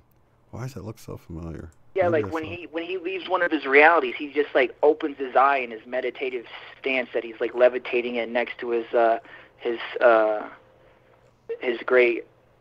tree. Like his tree is his self. Like his self is this tree, this great. What's the word I'm looking for the tree? Like a great the tree's the great. Well, his tree is like his self. It's like his heart, his true self, and he's like meditating next to it. And whenever he'll like die from one of his realities, like all of a sudden he'll get stabbed, and he'll like, and then all of a sudden it goes back to him just meditating next to the tree. He wakes up, and it's not even like he's jolting. It's just like he just like back to his center. He's back to stillness. Like it was just a dream. Like right. This is just a dream, and if you die in this dream, you just like we're just gonna wake up in our meditative like Indian stance where we are, There's another guy that says we're all dreaming. I don't know if you watch Flat Earth Paradise YouTube video. The guy goes by Hermes, where he says we're all collectively dreaming this reality up, and we're all sleeping in the halls of Amenti. And when we wake up from this, we're like we're back in, like, this is such a false reality we're in. But we're gonna make it heaven on earth, and we're gonna make this dream actually worth being in. We're gonna make it a game worthwhile, to where it's all what's that one television show with it's not the Bedrock. It's the one, the Jetsons. We're gonna be like the Jetsons, even more than that. It's gonna be like Star Trek, Star Wars, the Jetsons, Futurama. And anything any of us come up with and manifest in our own reality, we're going to contribute to the collective. Come up with an invention, and when we all realize the truth, which is we're all one, where we're just going to have like extra, like phenomenal evolutionary giant steps. Like if we all realize today, then tomorrow we would be like having like light speed travel to the next galaxy, because we just need to get on the same page, and then we use all our conscious, collective, intentional thought as for positive, and then we can do anything, we can accomplish anything, we can build anything. But there's too much illusion of separation going around, and people think they're in survival mode, and that's no good. Yeah, because that's still fear. That's the fight or flight mentality. You know what? I just realized where I saw this Fountain movie cover, and it was because I had this guy on Nathan Sanders, that he would have these messages from Sam, and one of the songs, or at least maybe even a few of the songs, had this cover on it, The Fountain. But I hadn't seen the movie, but that's why the cover looks familiar. I just remember that thumbnail that he showed during one of our videos we did together. So that's cool. Yeah, I'll definitely need to watch that, man, because I'm excited. Everybody in the chat's like, yeah, I gotta watch it. So yeah. Oh, it's great. I can't believe it slipped by you. That was one of the first ones. When I was coming up on this, I was like, I'm gonna watch entertainment for educational purposes now. I'm always going on Google looking for mind-opening movies like this. So I find a movie and say, okay, now movies like Inception, or movies like Interstellar, movies like you ever seen Vanilla Sky with Tom Cruise? Oh yeah. Movies like that, those movies are like Vanilla Sky. So you've seen that, right? Like yeah. That's not like that's his own reality. He's dreaming that everyone in that is just a projection of him, of his personality. Like I don't like the belief to say that like this is my dream, and Shane, you're just a projection of my personality within this dream, and it's not collectively being dreamt, and everybody in the chat is just a part of my dream, and it's just me, and I'm actually the anomaly of the entire universe, and there is nothing but me, and this is all my dream. See, I don't like that that belief. I like the belief where we're all collectively dreaming this together, and it's all being contributed by everyone's individual spark and personality and soul. I agree, but what if all those, like the Vanilla Sky? What if there's a mixture between those two scenarios you just explained, right? Like you're viewing it from the perspective. Well, there is. Like we're all that one anomaly. Right. but we all have our individual personalities as well. Yeah. We all have our individual willpower. But from a higher level, we might all be the same still. It's all on the table for me, but I understand what you're saying. I'm not looking at it like, like how David Icke, or they say, like, if you're not aware that you're the creator, then you're walking around as an NPC. You're like, you know what I mean by a non-player character. Yeah. Like in the video games, like in the city, if you're playing an MMORPG, you're walking around an avatar, and then there's a guard in there. You talk to the guard, he directs you through the town, but he's not another player. He's part of the game. Right. He's code within the game. So everyone that does it, that's walking around my town, that doesn't realize they're the creator, they're just an NPC. They're just another part of the game that I am, I don't to explain it really fast, like I'm not above them, but I'm consciously aware higher than they are. And I wouldn't put it in terms like they're a robot, but at this point they're just not awake being yet. used by the program. Yeah, just being ran by the Matrix. They're not awake, and if you're not awake, then the program's using you. It's sucking your energy. It's making you do things. It's making you work for the system. Yeah. And when you realize your power and your ability to create reality, you can create reality right out of this reality. You can join another reality if you realize the tools and keys and ways. Like, that's where I'm at. Like, I got so bored. I had teachers tell me how to create another reality, and then I remember all I got to do is like lay down, look in my eyes, and watch another TV screen appear in my eyes, and all of a sudden I'm there, and then the son's like, hey Chris, check your back pocket. Because I'm in this new dream now, and I'm like, oh, my back pocket, and I got keys to this awesome car. And I get in the car, there's a wife there, and I got kids there, and it's not like a regular dream where you go to bed and you have a dream, but it's like I'm developing this dream right now, and it was just always a matter of how long I could sustain being in this new reality. So, like, if you're not aware that you have this ability to do anything, then you're just an NPC that's getting walked on by the man, or however they used to say it back then, by the system. Yeah. You're just another piece to be pushed around to say you actually have no power, little me, but you actually have so much power. You're big you. You're big I am. You're God. Yeah.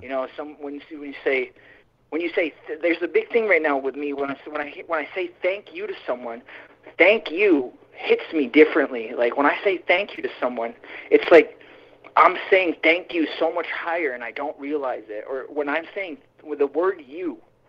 When I say that, when you gain your vibration and your awareness and your frequency, and then you start tossing around these heaven words, like you as in like the Almighty, I say thank you to someone. It's like either they don't get that I'm saying thank you, as in like I'm talking to them as they are the Almighty Creator, like I see myself, or I'm saying you much. And same thing with saying grateful and gratitude and thankful. Like these words are. It's like they're putting a spell on us. Like we don't, like, even thinking that we need to ask for forgiveness is making us think that we've done something that we weren't supposed to. Like some of these things, we're gaining so much consciousness that some of these words we used to think we would have to say to stay in good standards within our mind and peace of sound body. Like we don't have to say any, like, because the consciousness of man has risen so much that like. Going around and saying, I'm grateful, I'm living in gratitude, I'm thankful. It's putting our brain like, hey there, self, like, I know this already. You can stop telling me this because we're past this point, and you continuing to tell me this is putting a blockage on our threshold. And if we want to continue gaining more bandwidth, you got to just have this known, and as like a belief system in your subconscious, stop telling it to yourself like an affirmation, like you don't already know this. Kind of saying like, like that's how I feel when I say I'm grateful. Like, it doesn't feel right to say it anymore. Have you noticed this with any of these spell words we're speaking? Yeah, I've definitely noticed speaking to other people, to the divinity of other people, whether they're one of these, what we were calling NPCs, sort of not awake yet, because even the NPCs can wake up at any moment. But I almost view them like secret shoppers. They're there to sort of trigger you and make you not see them as, a part of the divine and stuff like that. So I don't know. I think it's fun to rise above and still be able to maintain that, seeing the divinity in other people, even if they don't see it in themselves. You know what I mean? And it sort of keeps you in that state of mind where, we're all equals and we could all be in love and unity if some people would get with the program. You know what I'm saying? Yeah, I do, and simply like going up to people, like say like right now we're in a very high vibration. I can feel it. I can feel everyone's awarenesses, everyone's thought patterns are going higher because our vibration is being distorted. And so like we could go up to someone on the corner of the street and we could just have a simple conversation. It doesn't have to be anything kind of like in dynamics that we're talking about, but just tossing a few words with this vibration, not going into smaller, lesser vibrations. You will see this person popcorn right away. It's like you give them something. Like I've done this before. I've gone up to someone at the side of the store. I said something to him. I just tossed a few metaphors out, and it's like twinkles in his eyes went off, and he just gained like 3 levels of consciousness just from me saying a few things that didn't relate to anything like is super intelligent, but I just tossed a few metaphors within that vibration I was holding before I talked to him, and it's like he woke up, but not like to the creator point, but like he just gained a bunch of common sense to a bunch of things that have always been there that he had like just needed to get a different perspective from someone else, and just to get like a little clarity, like that Maya. You know, you ever seen the movie like Percy Jackson and the Lightning Thief and a couple of those movies? Yeah. Where they're like in this casino and they keep getting these like little rose treats and they keep them sleeping there in the casino for, this guy thinks he's in the casino for 15 minutes, but he's been there for 30 years. And then, you know, Poseidon or the guy whispers to him like, hey, wake up, stop eating the rose candies, they're keeping you asleep. Right. Right, like so these people they just snap out of it. It's not like they awake to the creator, but they snap out of this little dream that they've been in, where they think like you know, like, oh, I got to get up, I got to, you know, they all of a sudden get this ability to change their routine. They don't, you know, I'm not going to go to work today. You know what? I'm quitting my job today. You know, something like that. Totally, man. Yeah, and if enough people do that, you know, you're passing on a little bit of that, like what you were saying. It's like you give them a little dose of consciousness, a little, you know, wake-up call in the middle of their day. And, of course, a lot of people might shrug it off or shake it off and go back to sleep for a moment. But, you know, if enough people are doing that, you can really see how at some point we'll hit this tipping point, because it's just they're getting awakened so much throughout their day that they'll actually maybe stay awake at some point and start seeing things and start considering things and breaking out of the mold of the daily grind. Like you were saying, you know, you just get up, pay your bills, go to work, and, you know, you get stuck in these little grooves of 3D life, not thinking there's anything beyond that. But at some point, you know, you wake up and realize, oh my gosh, I got a deeper purpose. And like Jeff was just saying in the chat a little bit ago, when we come together like this, we're doing that to each other. We're realizing our roles on a much deeper level, and, you know, taking up our roles instead of just doing the monotonous day-to-day things. We're starting to realize that there's more that we can do, and that we really make each other stronger in a way. I am going to have to wrap it up, coming to the end, but you guys, if you want to hear more of Chris, that 3-hour point. yeah, just about there. But we will be back Monday. Chris will be joining me, and yeah, so I think it's going to be a nice, fun conversation. And so, yeah, any parting words? Awesome. Are you excited about Monday? Yeah, I'm excited, man. Yeah, it'll be a lot of fun, man. So, yeah. It's one of those, like, face cam things, right? Like you do with, like, those other... Yeah, exactly. We'll use, I can't remember, are you going to use Hangouts? Or? Right. Yeah, Hangouts. Yeah, I got the Hangouts thing all set up. Yeah. So, yeah, it'll be live, and all right. It'll be fun, man. I'm looking forward to it. Word, Shane. Well, thanks for the conversation. Thanks for the enlightening, man. I always feel like I get a great buzz gain, a great, like, reliever. You know, say I have a lot of things kept inside. You're a great venter, and you know, a great place to vent, and likewise for you to vent to me, and in the chat, everyone's getting their boosts, and we all able to go to sleep tonight feeling better, and going to wake up tomorrow doing better. So God bless you all, and thank you all. Yeah, much blessing to you, and lots of love to you, my brother. I'll see you Monday. Looking forward to it. All right, Shane. Peace out. Have a great evening. All right, you too, buddy. All right, so we will be back Monday with Chris, but tomorrow, of course, I will be here with Eileen for our Power of 8 at 8. Really looking forward to that. Lots of love and light to everybody in chat. I can hear the storms are just moving in. I was sitting there, I was trying to debate on whether that was heavy rainfall I was hearing or a funnel cloud coming through. But then I heard thunder, so I'm pretty sure it's just the storm. So just in time, just to finish up the broadcast. And I'll go check out the rain. I love going out and checking out the rain. Hopefully I can watch from my porch without getting too much blown onto me. But yeah, I love the thunder and the lightning and the rain, and ever since I was a kid. So I'm excited to end the broadcast and go out there and meditate in the storm a little bit. So lots of love and light to everybody. We'll see you tomorrow night. Have a good one. If you'd like to support the work I do, go to paypal.me/UOTF. Thanks.